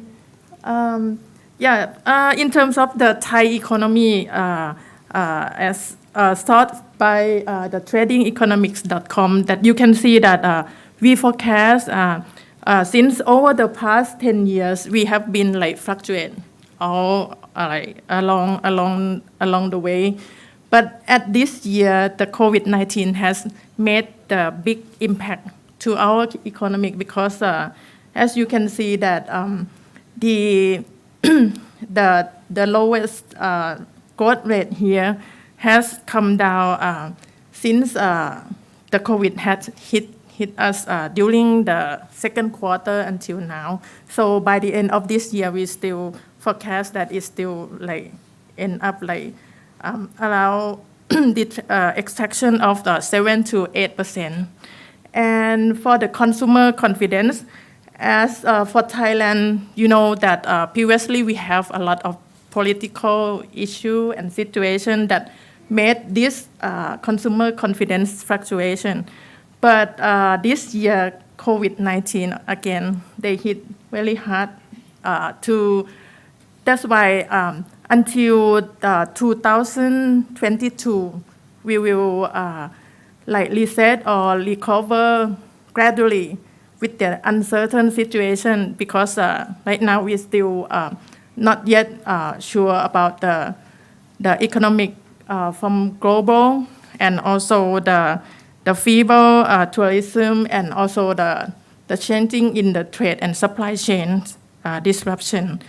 So if you see by the industry, the one that impact or affected by the COVID-19 less will be the three categories. The first one is the telecommunication and food or retail category, and the last one is our interest in category is food and beverage, because these three are still relevant to our Thai consumer behavior. So the most impact will be on like most of the industrial side, like for example, like hotel, restaurant, airline, and everything that need to be like we have to be cautious and wait until the right moment. So if we come back to the media world, because in Thailand actually we spend a lot of money on the media. And COVID-19 also disrupt our media industry as well. As you can see that the changing or fluctuation previously depends on probably is like pollution, political, but now the first 8 months we already the spending declined by like 15% already, and we forecast that it will end up by like almost 15. But this one from the source from Nielsen, we will include only the online spending in the top local 300 websites, so not including the Facebook or YouTube yet. But as you can see that TV still remain our like mainstream media, like represents 70% of total media spend in Thailand. But during COVID-19, the viewing trend actually increasing, because we still lost of the new production in terms of the the TV advertising. And some TV station, they also release the old or the rerun version of the content. So that's why it's not attract our advertiser enough. So, but right now it's become increasing at the moment. But other offline media has dropped down very much, particularly the cinema, like 60% down by from this year compared to last year. And for like online, yeah, of course, it increased from the local website. But we have another source by the Digital Advertising Association of Thailand that our digital agency, we have shared the data or information together and see we can see that the trend with the real like 80% closer to the real figure that we have spent in the market. So you can see that the online still play very important role in Thailand because usually every year it's increased by like more than 2 digits as always. But we forecast that by the end of this year it still increased only 0.3%. But we still perceive this is still like strength or relative stable, not that declining like other media. Right? So if you see that the top 10 highest spender is related to what our Thai economist has like foresee about the changing trend that all the FMCG brands still increasing. Like, but for the industrial or like the luxury or like the most expensive product will still continue to decline because like people concerned about like the way for living rather than like to spend not necessarily good one. And also once people stay home, you see that the trend of all the social media usage has increased like drastically. Like you can see that from the top one is YouTube, because previously in Thailand, actually Facebook used to be ahead of YouTube, but just this year that the trend of consuming more online video has increasing. Even more of the over the top like Netflix or VIU, like Thai people will know about the VIU or any other new platform like Line TV, they increase very highly.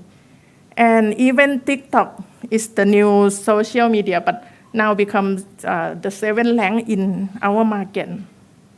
Okay, and the rest will be different by the region. So yeah, for this situation is become it remain the cautious for Thai people that even the financial security is not stable. So we still worry and concerned about this pandemic. And also 62% also think that they really have some impact on their daily life. And the last one is they still worry about their future, like more than half. So what they concern has still impact like continually, and they think that it will last long, like from now on, because more than 60% they still think that they have to worry about the behavior and still keep this new habit or behavior last longer. And also they still concerned about social distancing, so they like 60% of them still avoid the busy place. Okay, and if you see that the total impact for the digital and media advertising here, the first one, this has disrupted our industry. So the first one that like as our marketer or like the advertiser, you can think of the e-commerce as the front line, because it's become very important in our sales and marketing and the planning.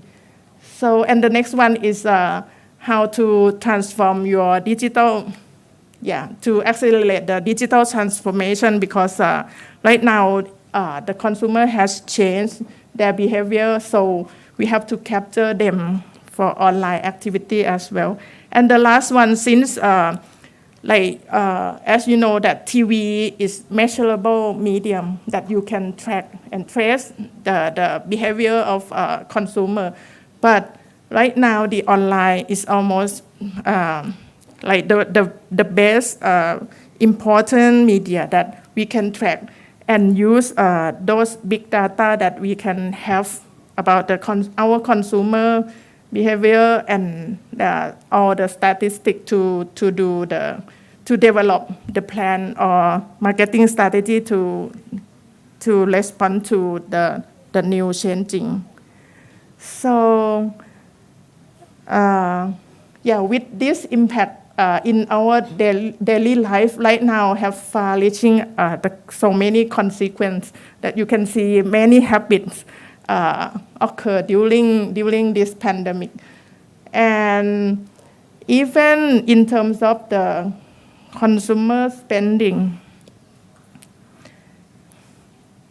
you can see that most of the trend during stay at home, once the people spend more of their money or budget once they stay at home, it will involve about their daily life mostly, like working at home, eating, entertaining. But outside home, like traveling, they potentially lower their spend. So that's why those three main categories is very important in Thailand. And also, once we have the new needs and new behavior has emerged, and then we also have the new habits. Like people try to explore and trying new products currently, and also picking up some of new hobbies, not just do the same activity as always, because they need some activity to invigorate their life. And lastly, they still accept that to maintain the new habits until like in the long run, because they have to like survive longer. And that's why the shopping habits has changed from to the new and everlasting. The three main things that as we are marketer, we can concern about the healthy strategy, because right now anything about the shopping, they will concern about the healthy lifestyle first, and then also the conscious about the consumption, because they don't want to like to do the waste even for the food or anything about their pocket budget that they spend. And the last one is the growing love for the local brand. Maybe you can think of the new habits that the new product that can respond to the local needs better.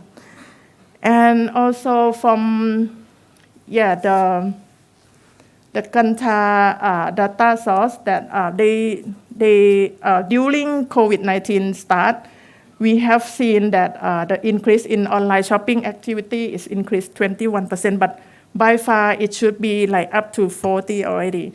And for like delivering like or application for the food or any delivery option is increased more than 26%. And the last one is that they also like spend more time to watch online video, online content. So that's why you can see a lot of bloggers or YouTubers has emerged in this market a lot during COVID-19.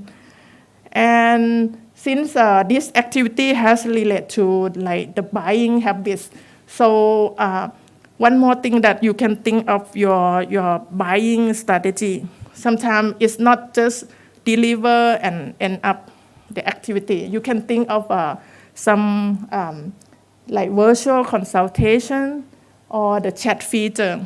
You can see that previously all the brand website, they will have just a static element.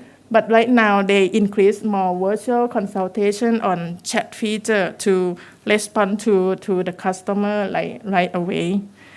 And also the next one, yeah, the e-commerce has been like the significant growth, and people right now they're looking for the quality rather than just the price sensitive.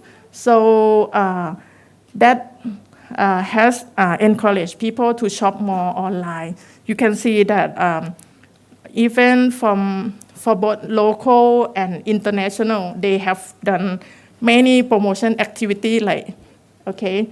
And also we can emerge to more elderly people, not just the youngster one. And so the next one will be like also the technology apart from e-commerce that we don't want to miss. It will be about the e-payment that you need to adapt and develop for your brand.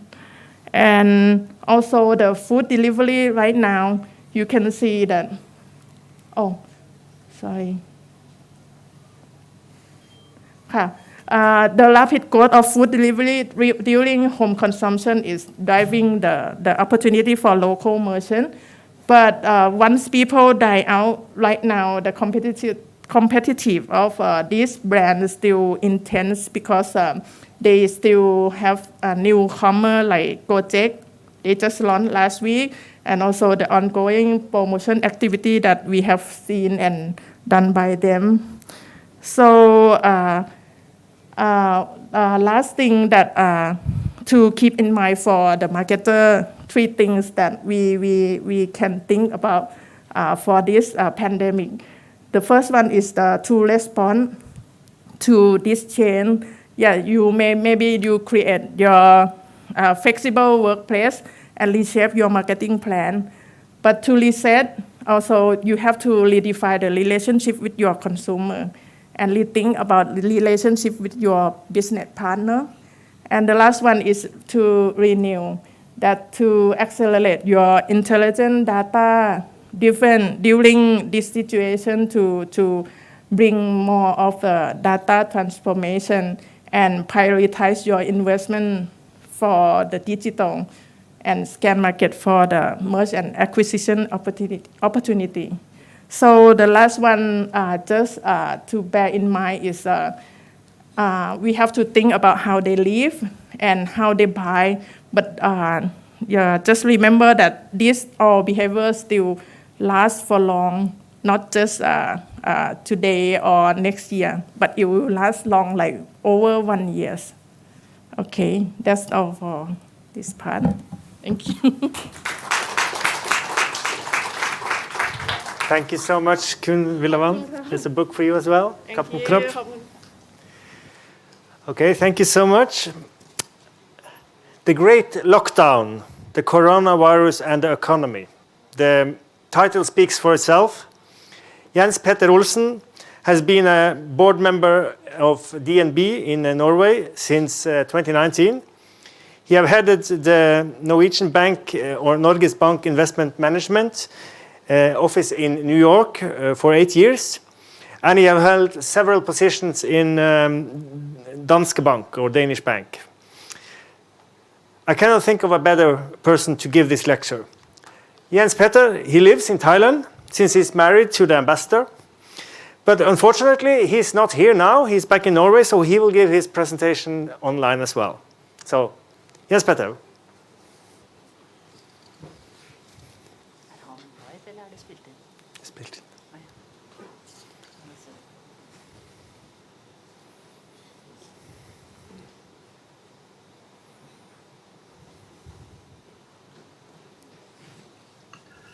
Finally, I will end on discussing some specific issues for Thailand.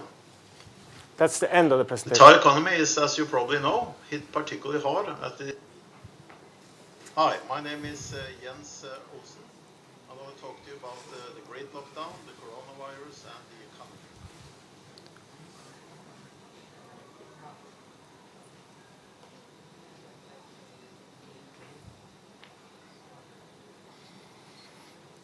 Across the globe, the economy is...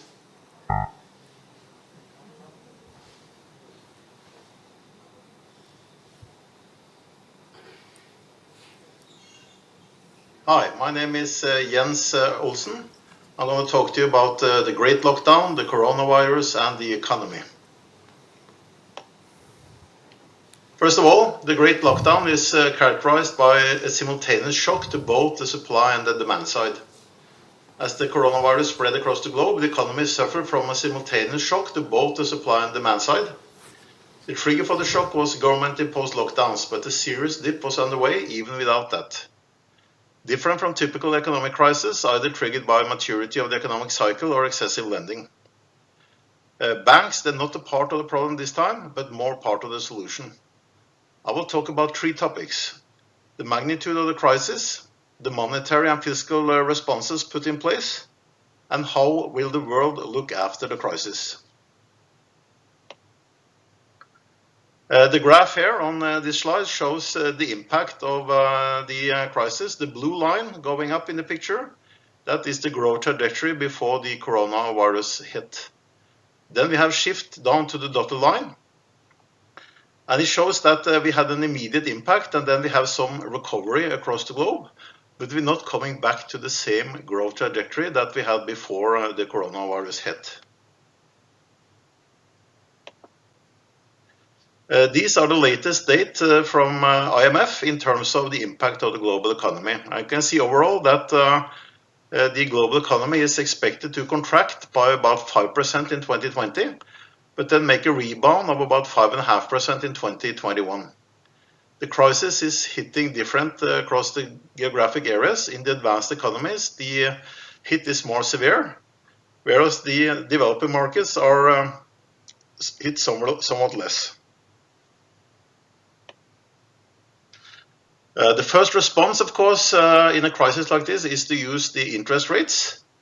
Here we have the rates for select countries, and most of the countries were already at very low levels. Other countries like the US, Norway, for instance, have cut rates down. The same goes for Thailand.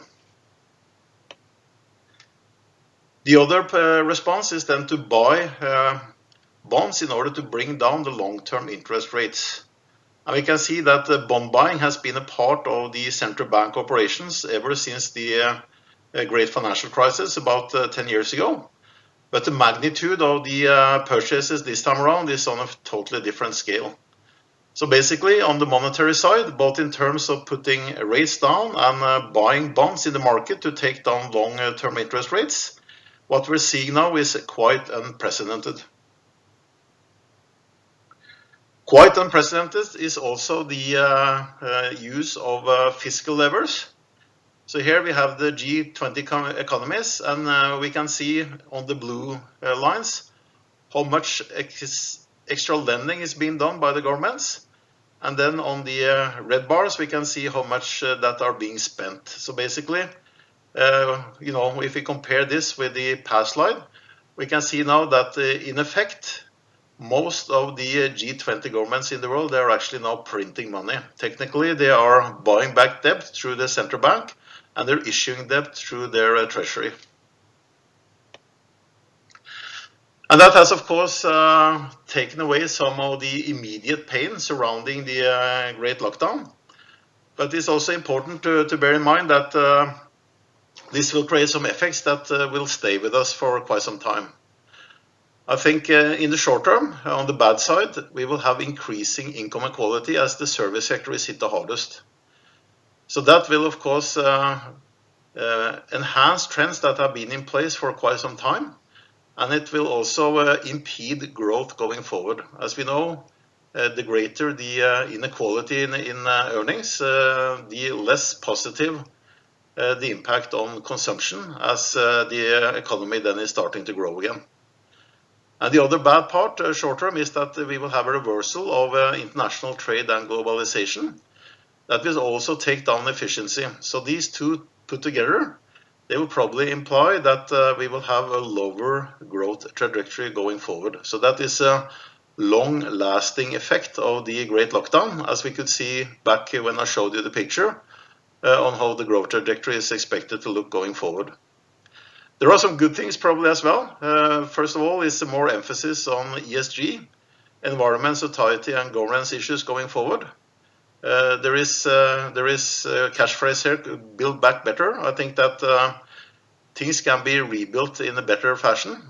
And the other is that we will have a better understanding of environmental risks and including climate risks. So when we have a shock like this, it can also give us a pre-run on what some of the climate effects can look like in the longer term. And also the fast forward of digitalization, that gives a better productivity growth.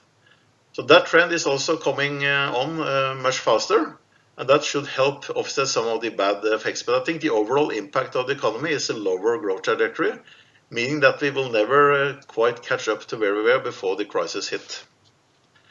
And of course also the duration of the crisis will be important in terms of what the impact will be on the global economy. Longer term issues, first of all, we are having increased debt levels to finance all this, and in the public sector it may become unsustainable. Japan is already high, Italy is high, the US is growing with huge budget deficits. This will have to be dealt with either by inflation or by taxation, and both of those will impede also growth going forward. Also, debt levels in the private sector are increasing. Not in all sectors, because the rebound after the initial shock has been like two different economies. So some of the more digital parts of the economy, they are actually doing better. Some of the old economy with the high debt levels are taking on even more debt, and that goes for the airlines, that goes for the travel industry and so on. They will probably have bigger problems dealing with that debt going forward. And then finally, interest rates around zero might create a set of problems in terms of investments not being done in optimal way, and also that we will have low growth for a long time. So not the most optimistic picture here in terms of what the impact will be long term. Finally, I will end on discussing some specific issues for Thailand. The Thai economy is, as you probably know, hit particularly hard as it is very dependent on tourism and demand in the export sector. Tourism is about 20% of GDP in Thailand. About 2/3 of that is foreigners coming to Thailand. The measures taken in terms of travel and quarantine has for all practical purposes shut down international tourism. Partly because of that, GDP for 2020 is expected to fall by 8%, with just a 5% recovery in 2021. These are the latest numbers from the central bank in Thailand. But it's very much in line with what other banks and analysts are estimating for the economy for this year and 2021. That outcome again is highly dependent on development in COVID-19 and the policy responses taken by the Thai government. So, for instance, if the quarantine continues into 2021 and stays there for the full year, I think it will be very hard for Thailand to record any type of growth in also for next year. I would then expect a contraction. So I think the overall picture here is that growth, both for 2020 and in 2021, is going to be quite weak in Thailand, and also so will be demand. Longer term, I think there are important issues here. Thailand, over the past 10 years, have had a lower growth rate than surrounding countries. Part of that lower growth rate has been driven by low efficiency and low innovation. The corporate structure in Thailand is quite particular, with a lot of large companies and conglomerates, and few companies in the small and medium-sized sector. I think that the current contraction that we're seeing in GDP will cause more damage to the small and medium-sized companies, and that will also impede growth rate going beyond 2020 and 2021. So the Thai authorities, they are left with a very difficult dilemma. Do they want to keep Thailand sort of COVID-free? If they do that, they will do that at the expense of future growth and welfare. So that's not an easy problem to solve. Thank you. I will meet you in the questions and answer section. Thank you so much, Jens Petter. And since your wife is here, she can take the book. So now you have two in the family. Okay, that was the last speech. I will wrap it up. I will try to do it quite fast before the question and answer period. I will go a little bit more into depth into the numbers of the salmon and fjord trout export to Thailand. As I said, it is a drop of 12% in fresh.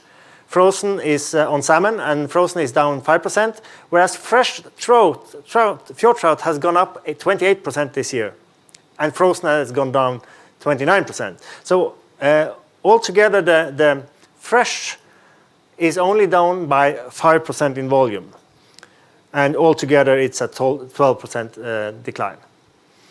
This you saw in Larry's presentation. It's a week-by-week estimate for fjord trout and salmon, and you see the dip there during the lockdown, and then the new outbreak in China.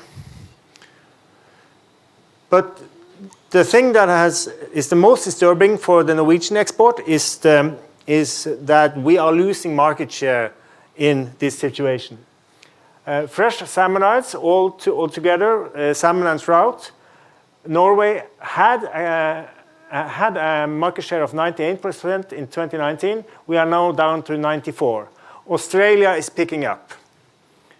In frozen, we had 21. We are down to 11. Chile is a big one there, growing from 64 to 74. Taking this into account, meaning that I have not done the calculation exactly, but this means that the actual total number of, or the total volume of salmon going into the Thai market is probably not down at all this year. We work as a responsible seafood nation. Our key message is origin or nature matters, sustainability matters, and people matters. And we work in the Seafood Council in 3 different areas: market insight and access, marketing, and communication. And this year, we have been doing mostly digital marketing using Facebook and YouTube, and I was pleased to see that they were the biggest channels online here in Thailand. And we both use videos where we focus on the core of the brands, the origin, the sustainability, and that people matter. But we also focus on the food itself. So not only the pictures from the beautiful Norwegian fjords, but also more how it can be served and how it can be perceived. Just to be more closer to the consumption and for a call to action. And even to go further that, we have been working together with many partners here in Thailand.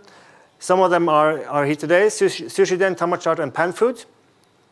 And using what we call carousel ads on Facebook, where we have this call to action where they can get the cooler bag if they buy certain amount or certain menus of salmon or fjord trout.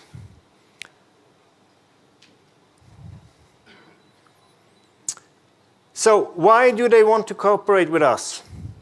Yes, because origin matters. In our yearly survey, 8 out of 10 Thais say that origin is important when they are buying seafood. And 9 out of 10 is saying that country of origin is an indicator of quality. So people see country of origin as an indicator of quality. And then when Norway is the most preferred real origin of salmon, with 38% going up from 26 to 38% preferring Norwegian salmon. And when I say real origin,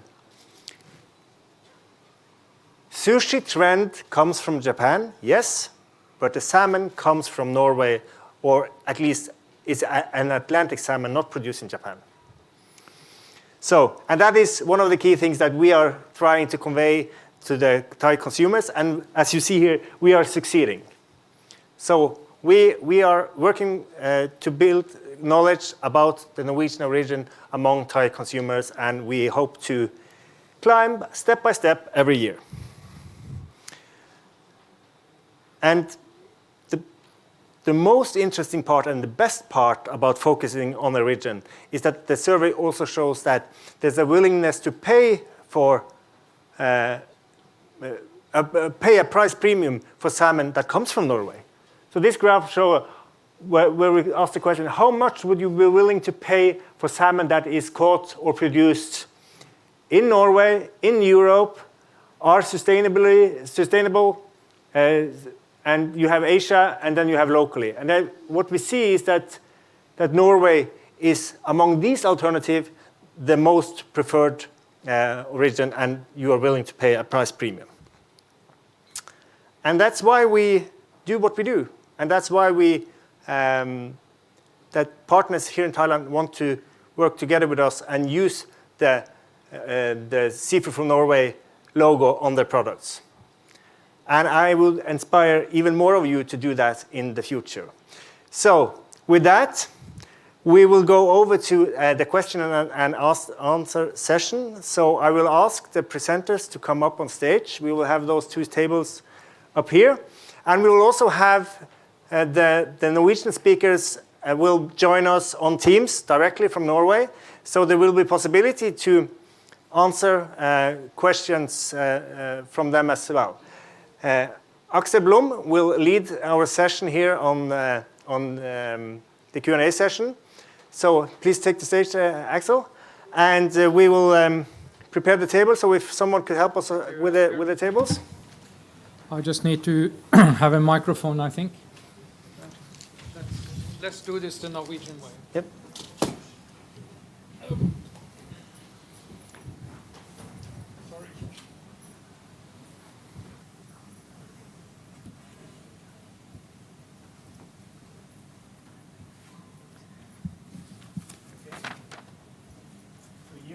And Villavan and Kjersti could come up. Oh, you don't have a clip? Kisan here.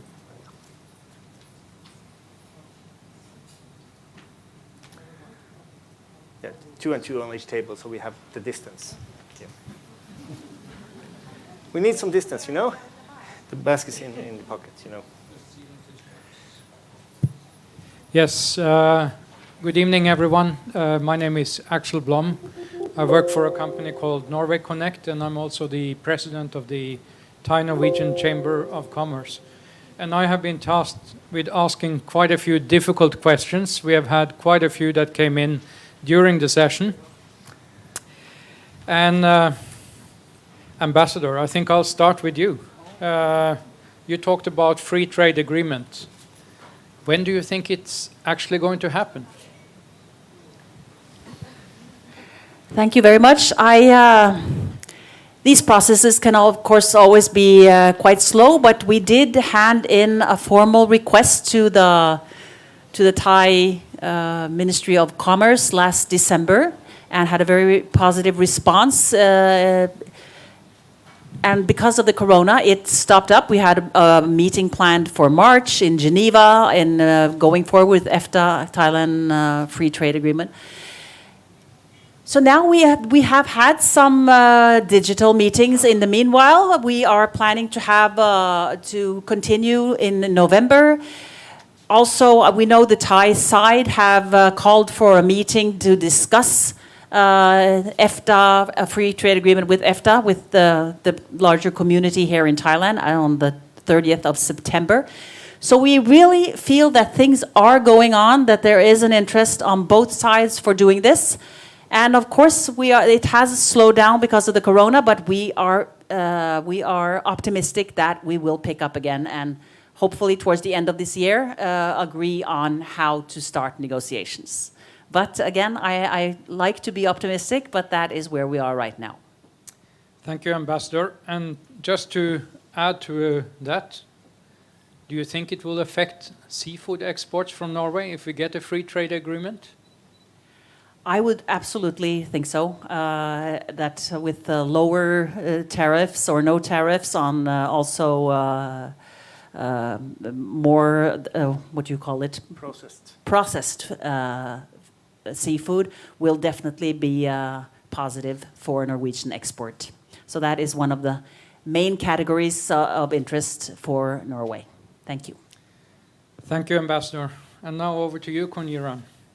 So online sales have grown a lot during the COVID situation. Do you think the growth is going to continue to stay? And will online, fresh food online grow even more? Or do you think it will go back after we're all back to the so-called normal? I believe that, like I put in my presentation, absolutely it will be here to stay. And it is up to us how to engage our customers and use the new, very dynamic online consumption to your benefit, to really attract the consumer. So that's definitely going to be stay. And the seafood, chilled seafood, of course, is going to be one of the big category as well. However, one category that I believe that would be even more interesting for online sales is convenience products. So you need to listen to your customers, ask them what they want, and give them what they want at the right time, at the right price as well. Yeah. Thank you. Thank you for that, Kunjiran. Let's move over to Norway. Hans Petter, are you still with us? I think so. Yeah, I'm here. Yes. You are there. Okay, that's good.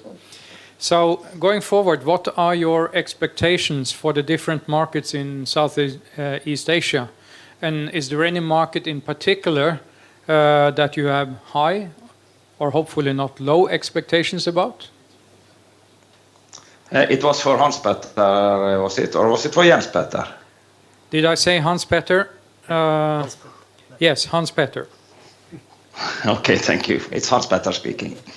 Hello, everyone. I think the region itself is very interesting for us. We have seen stable growth for our products for many years, especially on the fresh side. And I think one proof is that even through these difficult times, we are able to send our products out. So I have strong belief for Thailand and for the neighboring countries. And we see that some of these countries are not importing so much directly at this stage, but we hear more and more from the surrounding countries in this region. So I'm really optimistic. That sounds fantastic, and it sounds fantastic for all the people here in the room as well, because they want to see more salmon and more mackerel here in this region. So thank you for that. And since we have Hans Petter and Jens Petter, I guess Jens, now I'm asking you to look into this giant crystal ball. How do you foresee the world's financial market reacting to a president which is not our friend Donald over in the White House? That's a good question. I think that in general, presidents, fortunately, they don't impact the economy and the financial market that much. And I think also that Donald himself is pretty much a known quantity.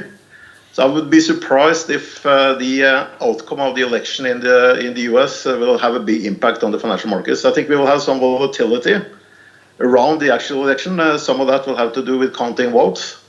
And we can see that with the debate on the US postal system, that can be quite interesting. And that's also what markets are pricing in currently. That will go through some volatility through the presidential election. But I think it will be a minor issue compared to the COVID. Okay, so let me add a little bit, a follow-up thing. Where do you see the US dollar strength and the financial markets all being dominated by the US dollar moving forward? Will other players come into the market? For instance, China, for instance, Europe? Where do you see it going? It's a debate that's been had for the past 20 years. And most people seem to think that the age of the dollar is sort of at an end. And so far, that hasn't really happened. What we see this year is that when markets started to stabilize in the summer, we had the dollar weakening that was quite significant. As it now looks like the COVID is going to stay with us, unfortunately, for a longer period of time, we can see that the dollar is strengthening. So I think it's pretty clear to me that the dollar is still the reserve currency. And the two candidates you mentioned, they have both their own flaws. Of course, with China, it's the ability to actually convert the currency, which is not there to a certain extent. And for euro, it's still that euro is still a union that is a union in a monetary sense, but not in a fiscal policy sense. And that, I think, makes it difficult to have any sort of substitution for the dollar. So I think the dollar will stay with us for a long, long time. I think it is due to some weakening, given the budget deficits that we see in the US, and also that the trade deficits are staying. But it will still be the reserve currency, and it will strengthen during periods of stress in the financial markets. Wow, okay, so you're saying that we're actually safe. You don't think anything big will happen, and that's very comforting. But of course, something big can happen when it comes to food safety, Annette. And we're a bit worried, and so are all the importers in Thailand. So how can you confidently say that seafood coming out of Norway is guaranteed safe? And how can the importers and retailers here in Thailand use that information coming from Norwegian Seafood Council as a way to convince their customers that things coming out of Norway are foolproof and safe? Well, I will definitely not claim anything. I will refer to the Norwegian food safety authorities and to the WHO, who both confirm that you cannot, or it's extremely unlikely that you will get COVID-19 from foods in general. And then I can refer to the really strict regulations that we have here in Norway for food safety always, and also increased during the COVID-19 situation. I believe that we have some of the most safe and controlled foods. I believe all of the data we have, everything that we refer to, confirms that consumers can be confident when choosing seafood from Norway, that it has been produced in the safest possible way according to all regulations and infection control measures there are. Also, in terms of, I know that media likes to create big stories that worry us, and uncertainty, much like in the financial markets, is bad for consumption as well.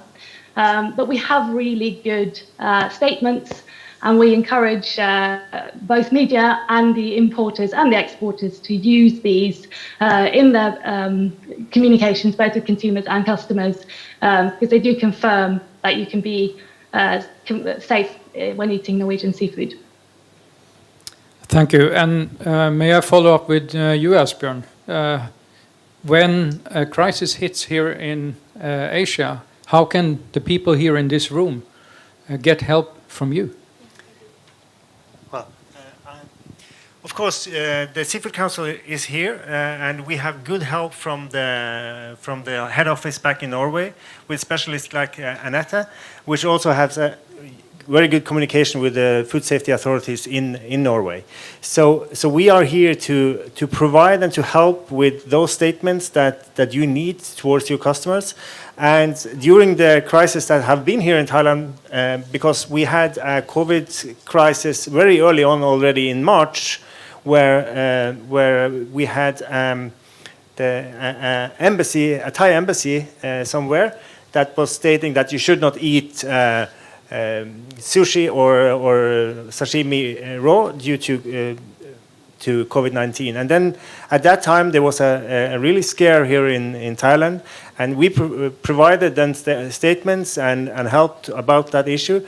And we also have worked with communication together with many of you here in the audience, how to answer out both consumers and media when it comes to these issues. And of course, this is something that we will go on doing in the future. Sounds good. So then you know where to contact if anything happens. Norwegian Seafood Council is ready to help you. Now, Kun-Yiran, you told us a lot about online shopping and where you saw it was going. And I would actually like to ask Kun-Viljarvan, who saw your presentation, and we saw her figures as well.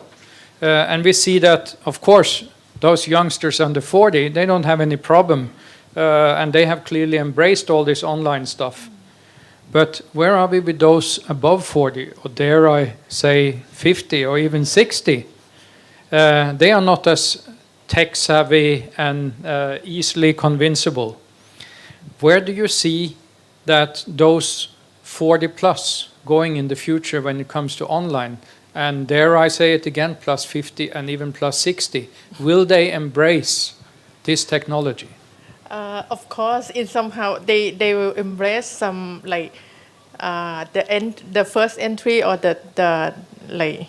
I can say that the simple one first, because you know proven by the past 5 years.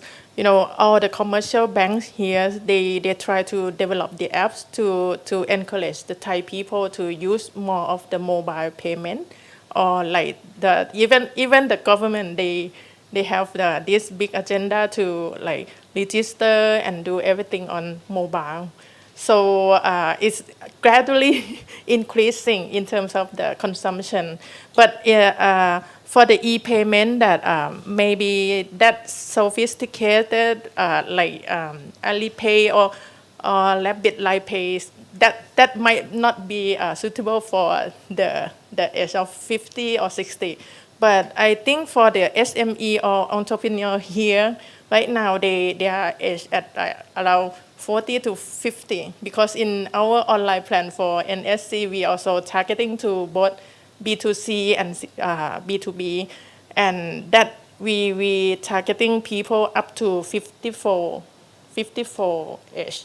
Yeah, so that's why we still perceive that it's increasing and might not be that complicated, but just the tap into the first entry one, like mobile payment or anything, like they can do a transaction easily.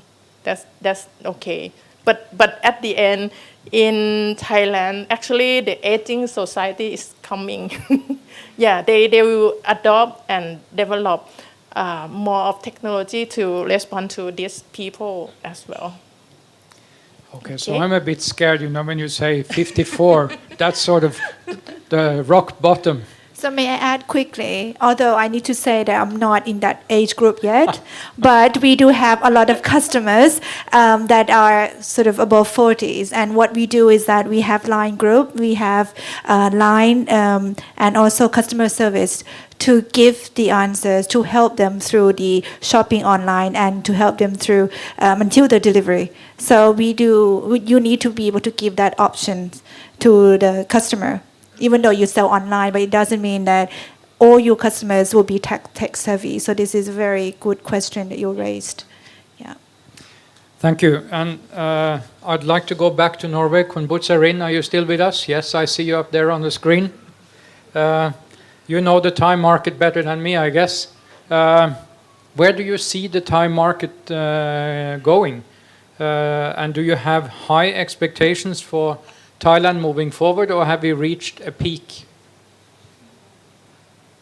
No, I don't think that we have reached a peak. Like I say during the presentation, we are really surprised that all that going to Thailand right now, there are no tourists there.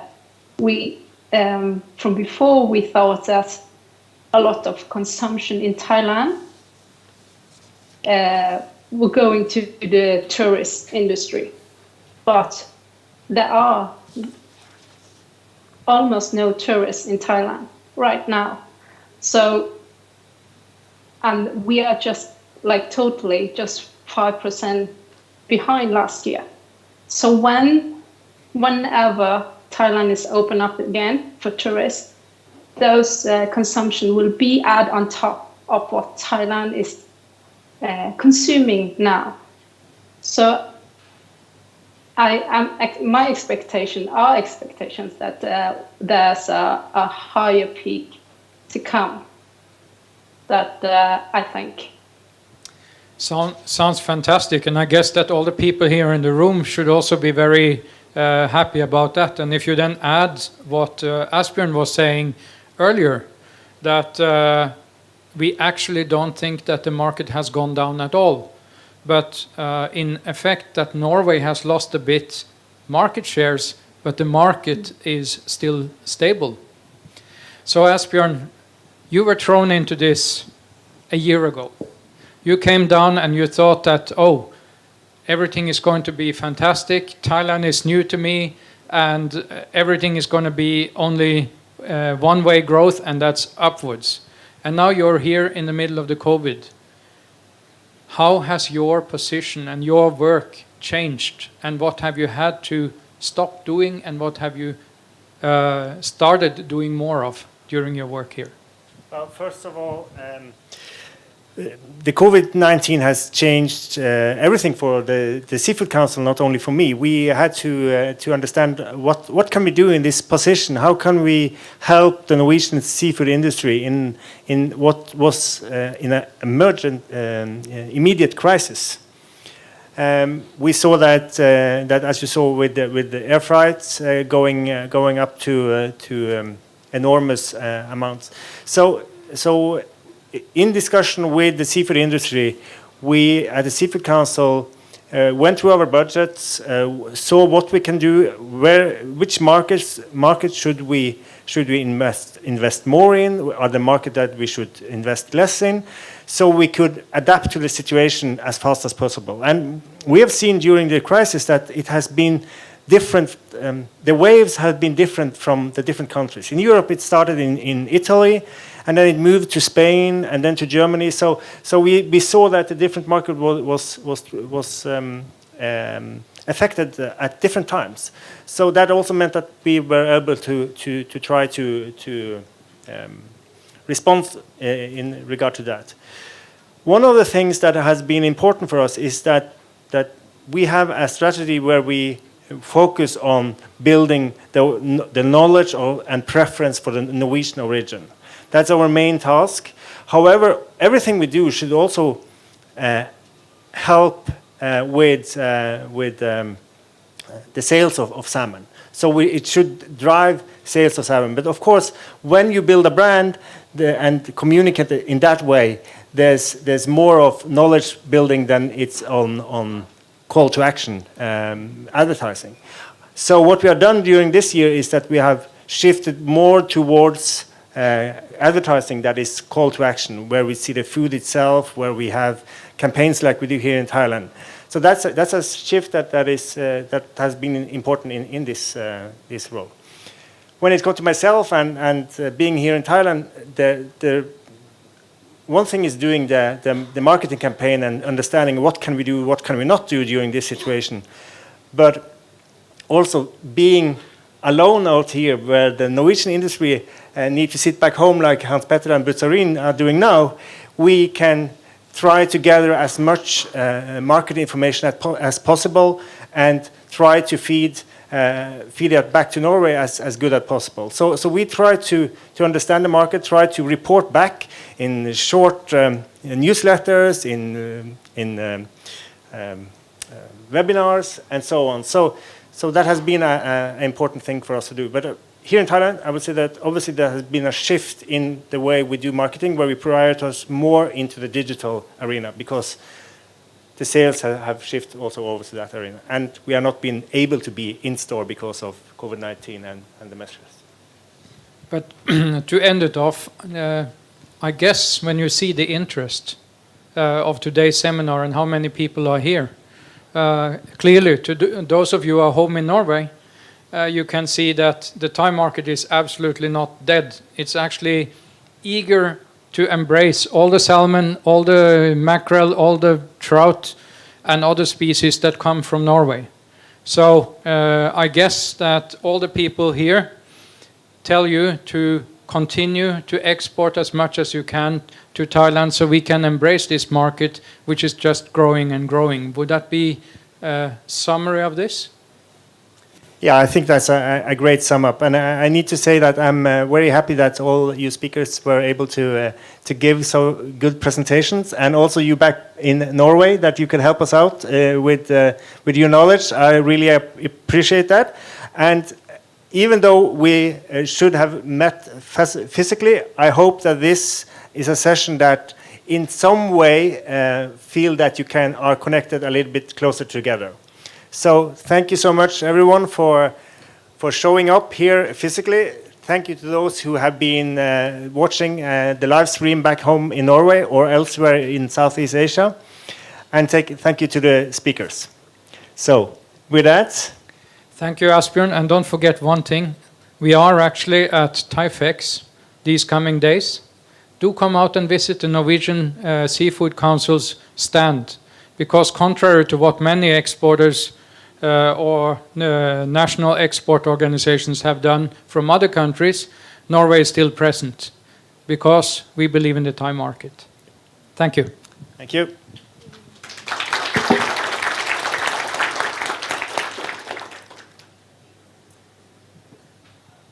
Okay, so